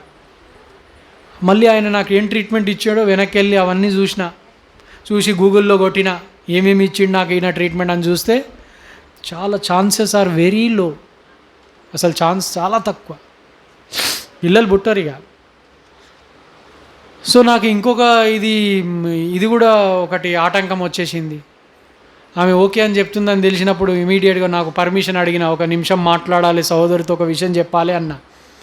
చాలా నాకు క్లోజ్గా ఉన్నవాళ్ళు, సంబంధం చూస్తున్న వాళ్ళు, క్లోజ్గా ఉన్న వాళ్ళకి ఈ విషయం కూడా చెప్పిన, నాకు పిల్లలు పుట్టారంట, ఈ విషయం కూడా చెప్పండి అని. సరే క్యాన్సర్ పేషెంట్ అంటే కొంచెం ముందుకు వచ్చి విశ్వాసంతో ముందుకు వస్తారు. పిల్లలు కూడా పుట్టారంటే ఎట్లుంటుంది ఇక. ఆ సిస్టర్ ఓకే అంటుందని తెలుస్తున్నప్పుడు ఫోన్ చేసిన, మీరు స్టాఫ్ నర్స్గానే వర్క్ చేశారు, మీకు మెడికల్ అంతా తెలుసు, నేను క్యాన్సర్ పేషెంట్ని అంటే తెలుసు అన్నది. డాక్టర్ నాకు ఇంకో విషయం కూడా చెప్పిండు, పిల్లలు పుట్టారని చెప్పిండు. అందుకోసం ఓకే చెప్పే ముందు మీరు బాగా ప్రార్థన చేసుకోండి, ఆలోచన చేయండి. రేపొద్దున ఎన్నో మాటలు వినాల్సి వస్తుంది. 2 ఏళ్ళు 3 ఏళ్ళకి పిల్లలు కాకపోతే ఎన్నో మాటలు అంటారు సమాజంలో.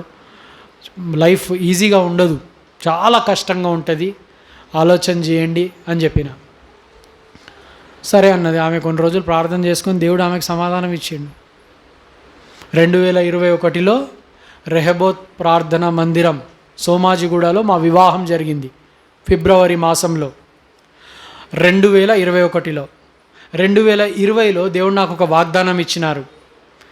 ఆదికాండం 17:6 చదవండి.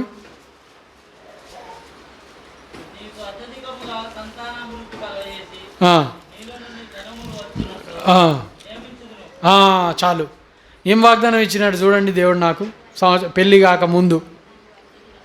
అప్పుడు నేను అనుకున్నా, ఎక్కువ ఆత్మీయుడిని అనుకొని, అరే ఇది భౌతికమైనది కాదు, భౌతికమైన గురించి ఆలోచించొద్దు, ఆత్మ సంబంధమైనది ఆలోచించాలి, ఆత్మ సంబంధమైన పిల్లలు ఇస్తాడని దేవుడు మాట్లాడుతుండు అని. దాని తర్వాత దేవుడు నాకు ఒక వచనం ద్వారా చాలా ఎక్కువగా మళ్ళీ మాట్లాడేవాడు. జెర్మియా 33:6, ఇర్మియా గ్రంథం 33:6.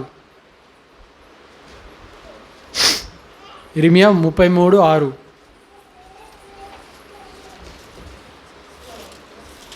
చదువుతారా?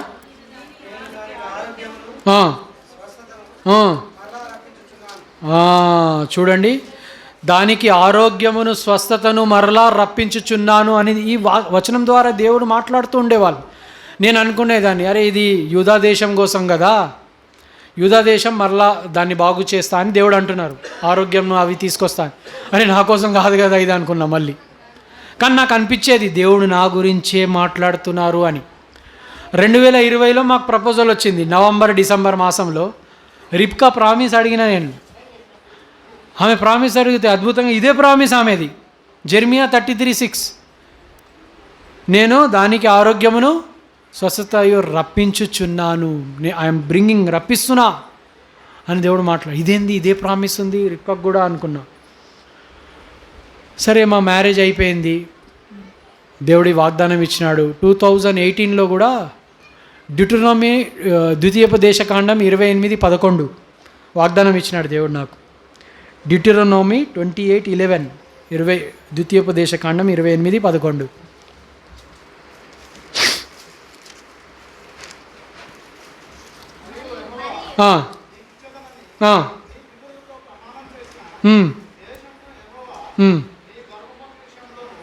చాలు, సమృద్ధిగా ఇస్తాడంటే. అందులో ఏం రాశారు, గర్భఫలం అని రాసిండు దేవుడు. సో 2018 నుంచి ఆలోచించేవాడిని, అరే నాకైతే డాక్టర్ ఇట్లా చెప్పిండు కదా, కానీ దేవుడు సహాయం చేస్తా అంటున్నారు అని అనుకునేవాడిని. సో ఈ విధంగా నా జీవితం వెళ్తూ వచ్చినప్పుడు వివాహం అయింది, సిస్టర్కి చెప్పేసిన, నెమ్మదిగా ఉంది. ఎందుకంటే మన మ్యారేజ్ ప్రపోజల్ ఏదైతే ఉందో ఆ పునాది నిజం మీద పెట్టుకున్నా. యేసుక్రీస్తు ప్రభువారు ఆయన సత్యమును జీవమునై ఉన్నారు కదా, he is the way, the truth and the life. ఓకేనా, ఆయనే మార్గము, సత్యము, జీవం. మన జీవితం కూడా సత్యం మీద ఉండాలా. సో మ్యారేజ్ నేను సత్యంతోనే స్టార్ట్ చేసిన, అందుకే నాకేం టెన్షన్ లేదు. ఇప్పుడు మేము ప్రేయర్ చేసుకుంటున్నాం, కొంతకాలం అయింది. ఇక ప్రభువా మేము ప్రార్థన చేస్తున్నాం, ప్రభువా డాక్టర్ అయితే చెప్పారు మాకు పిల్లలు పుట్టారని, మీకు అసాధ్యమైనది ఏదీ లేదు, మాకు పిల్లలు దయచేయండి. మీ చిత్తంలో పిల్లలు వద్దు అని ఉంటే మా లైఫ్లో, మీ చిత్తం మాకు కావాలి, పిల్లలు వద్దు అనుకున్నాం. ఇట్లా ప్రార్థన చేసుకున్నాం. ఈ విధంగా మా ప్రేయర్ లైఫ్ నడుస్తుంది. అయితే దేవుడు ఈ ప్రామిసెస్ ఇచ్చిండు. నాకు ఒక ఆత్మీయ ఆంటీ ఉన్నారు, ప్లస్ ఆత్మీయ చెల్లెలు ఉంది. వాళ్ళు మా గురించి ప్రార్థన చేసేవాళ్ళు. మా చెల్లెలు అంది కదా, ఆమె అన్న దేవుడు మాతో మాట్లాడుతున్నాడు, దేవుడు మీకు సంతానం ఇస్తాడు అన్నది. ఏం చెల్లెమా అవుతుందా అట్లా అంటే, అవుతుంది దేవుడు మాట్లాడిండని. ఆంటీ కూడా దేవుడు మాట్లాడుతున్నాడు తిమోతి, నీకు సంతానం ఇస్తాడు దేవుడు అని చెప్తూ వచ్చారు. 21లో మ్యారేజ్ అయింది, 22 అయిపోయింది, 23 అయిపోయింది, 24లో ఉన్నాము. 24 నవంబర్ డిసెంబర్ మాసంలో మాకు ఇక్కడ 23లో నవంబర్ డిసెంబర్ మాసంలో రిబ్కాకి గవర్నమెంట్ జాబ్ వచ్చింది. అప్పుడు నిమ్స్లో కాంట్రాక్ట్లో చేస్తుంది, నల్గొండ జనరల్ హాస్పిటల్లో గవర్నమెంట్ జాబ్ వచ్చింది. దేవుడు ఆ సంవత్సరం మాకు ఇచ్చిన వాగ్దానం 2023లో కుటుంబ వాగ్దానము, నిన్ను గొప్ప చేయ మొదలుపెట్టుచున్నాను అని దేవుడు వాగ్దానం ఇచ్చినారు మాకు. సరే, దాంతోపాటు మేము రోమిల్కి రాసిన పత్రిక కుటుంబ ప్రార్థన చేసుకుంటున్నప్పుడు రిబికా గర్భవతి ఆయన అనే మాట ఉంటుంది, రోమిల్కి రాసిన పత్రికలో ఉంటుంది. దేవుడు నాతో మాట్లాడుతూ వచ్చారు. ఆంటీ అన్నారు, ఆంటీతో దేవుడు ఇట్లా మాట్లాడారు, తిమోతి నాకు ఎందుకో అనిపిస్తుంది ఒకసారి ప్రెగ్నెన్సీ టెస్ట్ చేయించు అన్నారు. ఎందుకు ఆంటీ ఇట్లా మాట్లాడతారు, డాక్టర్లు ఇట్లా చెప్పారు కదా అని. సరే, ఆ సమయంలోనే ఒక వారం 2 వారాల క్రితము నేను ఇట్లనే కూర్చున్న, అంకుల్ వాక్యం చెప్తుండు. ఎవరి గురించి? అబ్రహాం గురించి చెప్తుండు. అబ్రహాం కూడా ఎట్లాంటి పరిస్థితుల్లో ఉన్నాడు? ఆయన పిల్లలు పుట్టరు, 0 ఛాన్స్ లేదు. కానీ దేవుడు వాగ్దానం ఇచ్చినాడు ఆయనకి. సో అంకుల్ చెప్తున్నాడు, ఆయన అక్కడ కూర్చొని అనుకుంటున్నా, ఆయన అబ్రహాం కదా, నేను అబ్రహాం కాదు కదా, ఆయనకు దేవుడు చేసిండు, నాకెందుకు చేస్తాడు అని అట్లా అవిశ్వాసం చూపిస్తున్నా. అట్లా ఆలోచన చేస్తున్నా, దేవుడు చేయగలడు, అలాంటి వారిని కూడా దేవుడు చేస్తాడు అని చెప్తూ వస్తున్నారు. అప్పుడు అలాంటి ఆలోచన నాకు ఎందుకు అవుతుంది, అబ్రహాంకి అవుతుంది కదా అని ఆదికాండం 16వ అధ్యాయం అనుకుంటా చూడండి. దేవునికి అసాధ్యమైనది ఏదైనా ఉన్నదా అనే మాట ఉంటుంది. 18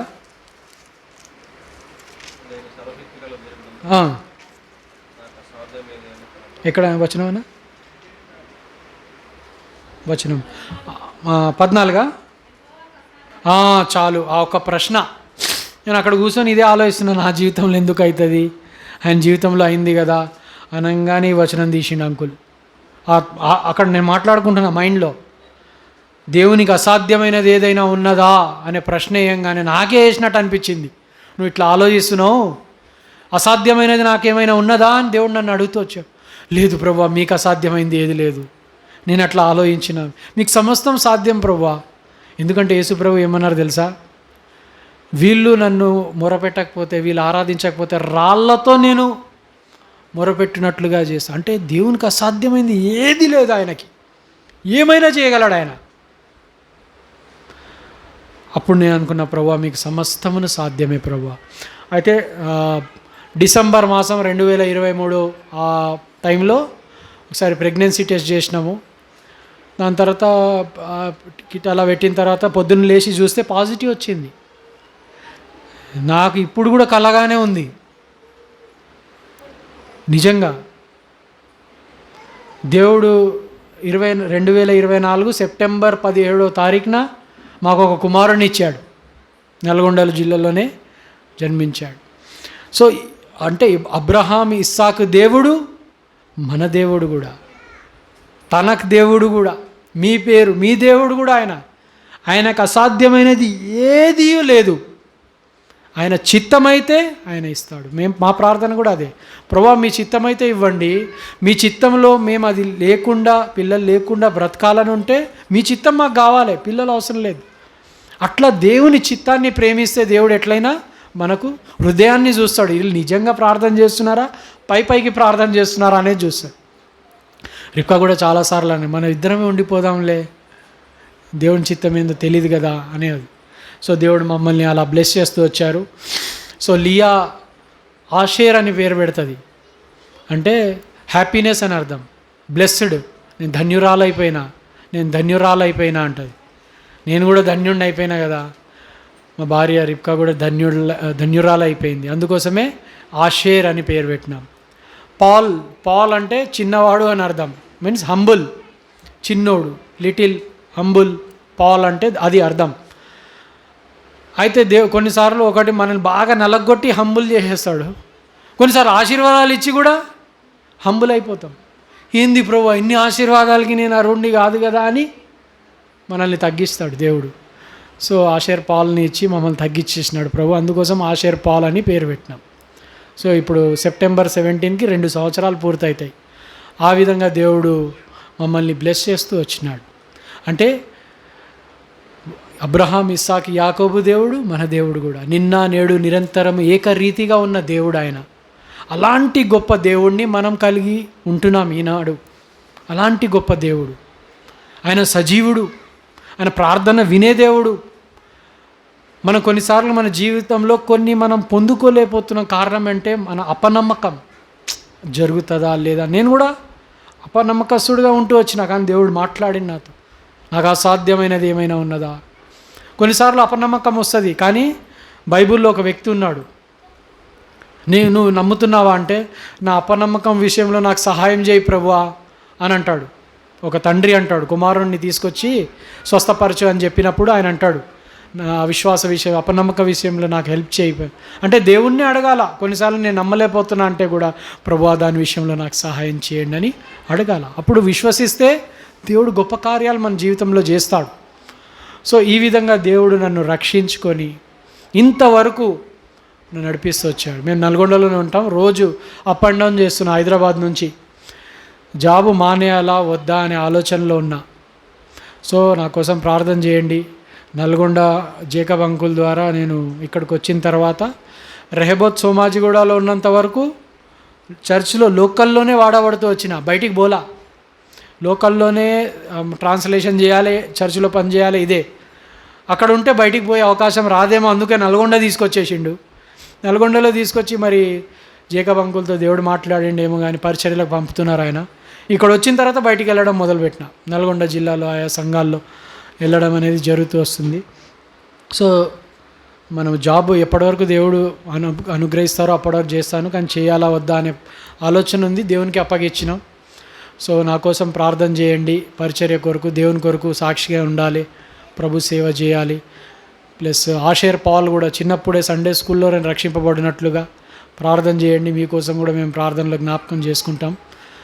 ఆ విధంగా ఇలాంటి గొప్ప దేవుణ్ణి, ఇప్పుడు క్వశ్చన్ ఏంటంటే, యవనస్తులు మీరు ఇలాంటి గొప్ప దేవుణ్ణి కలిగి ఉన్నారా? ఒకవేళ మీరు రక్షణ లేకుండా, వాయిదా వేసుకోకుండా ఇలాంటి గొప్ప దేవుణ్ణి కలిగి ఉండి కూడా నిర్లక్ష్యంగా ఉన్నట్లయితే దేవుడు మీతో మాట్లాడుతున్నారు, ఈ దినమే రక్షణ దినం. ఈరోజే మీరు తీర్మానం చేసుకోవాలి. ఎవరైతే వెనుకంజ వేసినారో, ఎవరైతే నామకార్థంగా ఉంటున్నారో, సీరియస్గా దేవుని పట్ల సీరియస్నెస్ ఉండదు, ఏదో వచ్చినాంలే పోతున్నాంలే అన్నట్టు ఉంటారు. అయితే దేవుడు ఏమంటున్నారంటే, ఒక మాట ఉంది, అపోస్తుల కార్యములు 17, అపోస్తుల కార్యములు 17:30 అనుకుంటా, చూడండి. 17:30 చదవండి.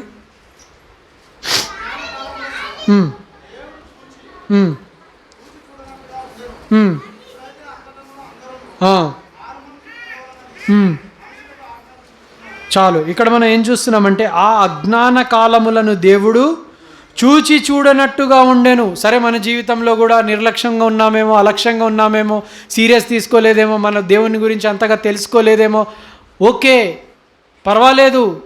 ఇప్పుడు దేవుడు ఏమంటున్నాడు? ఎప్పుడైతే ప్రస్తుతానికి ఇప్పుడు ఆగస్టు 15వ తారీఖునైనా దేవుడు ఏమంటున్నాడంటే, అంతటను అందరూ మారు మనసు పొందవలెనని మనుషులకు ఆజ్ఞాపించుచున్నాడు అనే విషయాన్ని మనం చూస్తుంటున్నాం. అయితే దేవుడు మనతో మాట్లాడుతుంటున్నారు ఏంటంటే, మనము ఇప్పుడైనా మన జీవితాల్ని సరి చేసుకోవాలి. యేసుక్రీస్తు ప్రభువారు మన పాపముల కొరకై, పాపం నుంచి మనల్ని విడిపించుట కొరకై ఆయన భూలోకానికి వచ్చినారు. 33.5 సంవత్సరాలు భూలోకంలో ఉంటూ వచ్చినారు.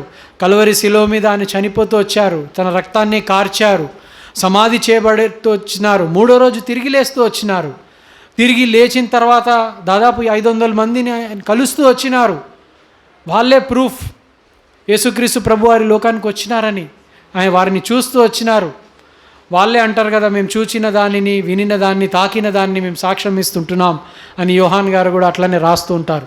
సో ఆ విధంగా యేసుక్రీస్తు ప్రభువారి యందు నేను ఏ విధంగా విశ్వాసం ఉంచి నా భయంలో నుంచి నిరీక్షణలోకి వచ్చానో, అట్లా మీరందరూ కూడా అలాంటి నిరీక్షణలోకి రావాలా. ఎవరైతే రక్షణ లేదో వాళ్ళు అలాంటి నిరీక్షణ కలిగి ఉండాలి. ఈరోజు నేను బయటికి పోతే నేను ఇంటికి వెళ్తానో లేదో కూడా తెలియదు, మధ్యలోనే యాక్సిడెంట్ అయిపోవచ్చు, నేను చనిపోవచ్చు, కానీ నిరీక్షణ ఉంది, పరలోకంలో అయితే ఉంటా.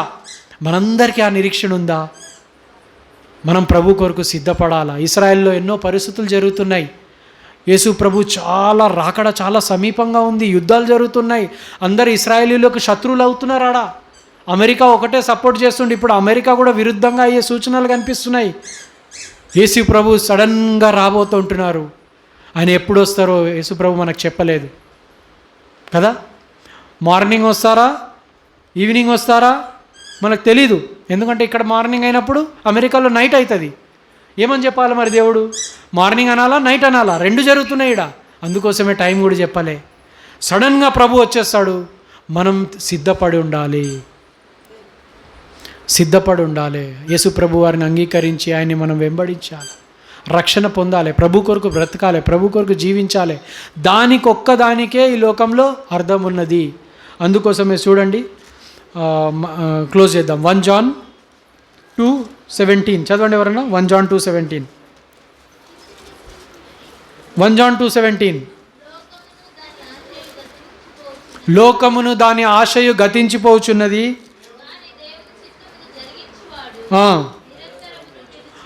ఆయన చిత్తం చేయువారు నిరంతరం నిలుస్తారంట. ఆయన చిత్తానికి వెలుపల ఉండి మనం ఏం చేసినా నష్టపోతాం. నిరంతరం నిలిచేది, నిత్యమైన ఉన్నది ఆయన చిత్తమును చేసేవారే అనే విషయాన్ని ఆయన చిత్తం ఏంటి? మన రక్షణ పొందాలని ఆయన చిత్తం. ఆయన చిత్తాన్ని మనం చేయాలి. దాని తర్వాత మనం ఎలా బ్రతకాలి బైబిల్లో రాస్తూ వచ్చినారు, దాన్ని ఫాలో అవ్వడమే. తెసలోనికలు రాసిన పత్రికలో కూడా అంటారు కదా, మనం ప్రార్థన చేయాలి, ప్రభు కృతజ్ఞతలు చెల్లించాలి, ఇదే దేవుని చిత్తం అని ఆయన అంటారు.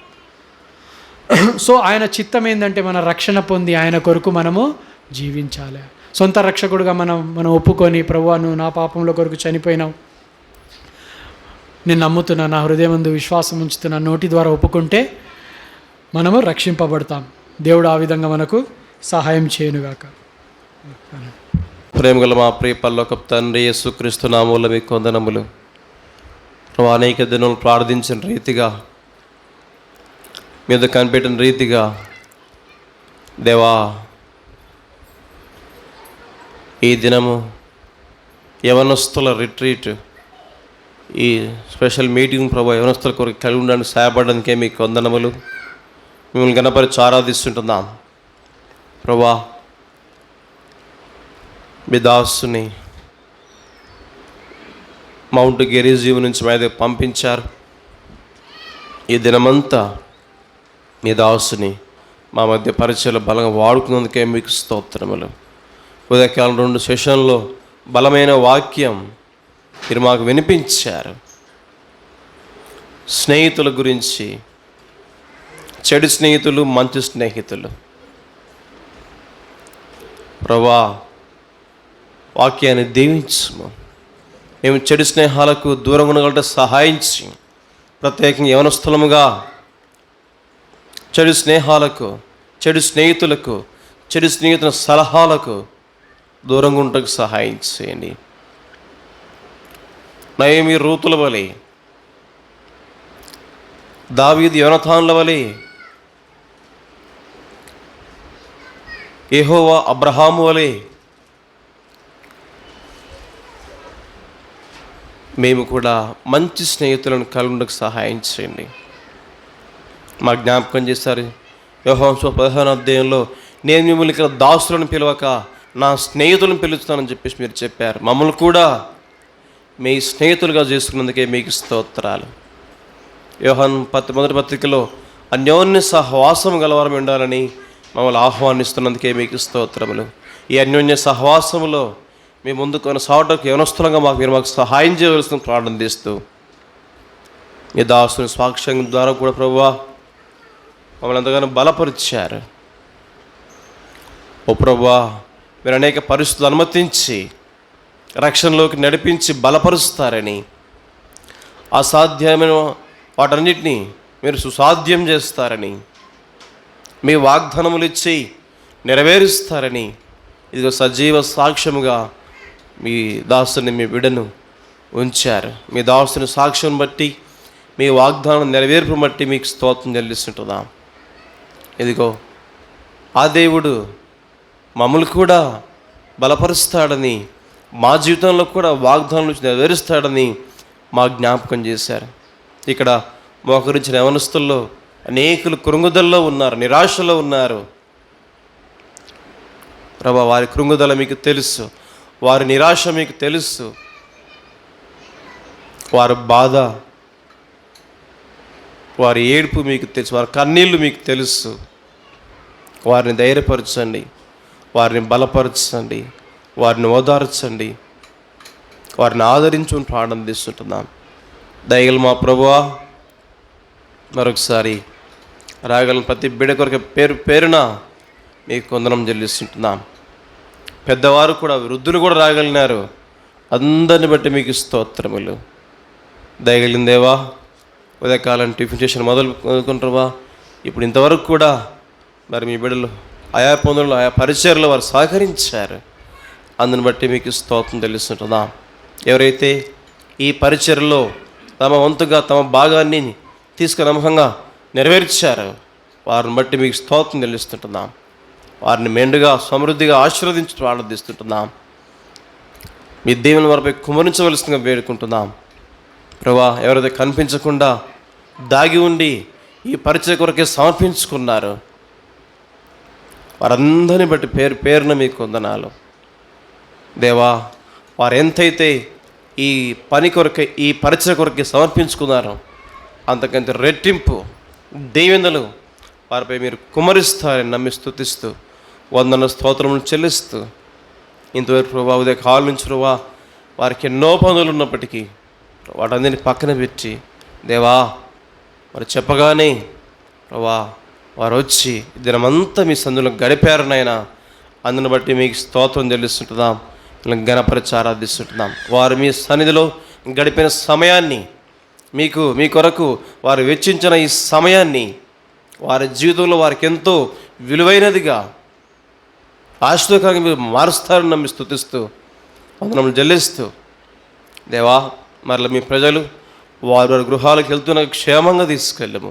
మరలా రేపు ప్రభుదినం కొరకై మమ్మల్ని అందరినీ ఆయత్తపరిచి సిద్ధపరిచి సమయానికి సకాలానికి మరలా తిరిగి నడిపించవలసిన ప్రాణం వేస్తూ, ప్రభా ఈ దినము మీరు కూడా బెరకాల కూడా స్పెషల్ మీటింగ్ జరుగుతున్నది, రేపు కూడా జరుగుతుంది, ఆహ్వానించారు. ప్రభా ఈ దినమున్న మీటింగ్ బట్టి మేము వెళ్ళలేకపోయినాం, సాయంకాలం మీటింగ్ కన్నా మేము వెళ్ళగలటకు మాకు సహాయం చేయండి.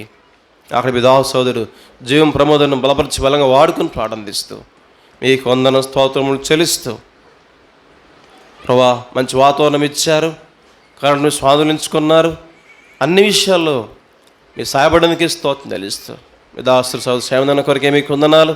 ప్రభు దాసుడు వచ్చిన పరిచయం సహకరించాడు. మీ దాసుని కుటుంబానికి మీ దాసుని పరిచయను దేంచి ప్రారంభిస్తున్నాం.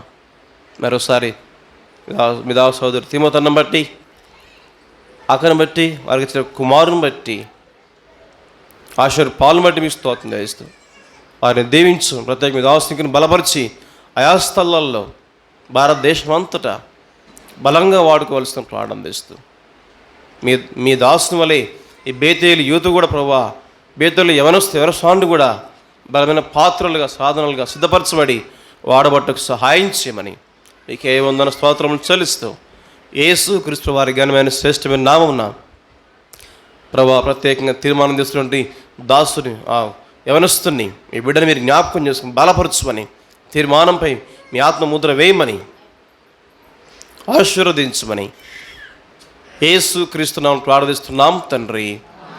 మన తండ్రి అయిన దేవుని ప్రేమ, కుమారుడైన యేసు క్రీస్తు ప్రభువారి కృప, పరిశుద్ధాత్మని కంజన సహవాసము చేరొచ్చిన మనకు సకల పరిశుద్ధులకు, ప్రాముఖ్యంగా యవనస్తులందరికీ, ప్రత్యేకంగా ఇదని పరిచయలో పాల్పంచుకున్న దేవుని దాసుని కుటుంబానికి, ఆయన పరిచయకు ఆయన కృప సదాకాలం తోడేయండి నడిపించునుగాక. మనకింత వరకు సహాయపడెన్ తానప్పగించుకునే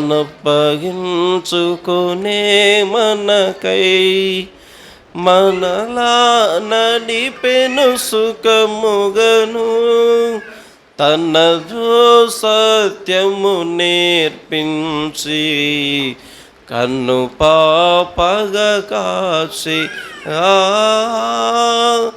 తనదో సత్యము నేర్పించి, కన్ను పాపగా కాచి, స్తోత్రించి కీర్తింతుము, గణపరచెదము, కొనియాడెదము.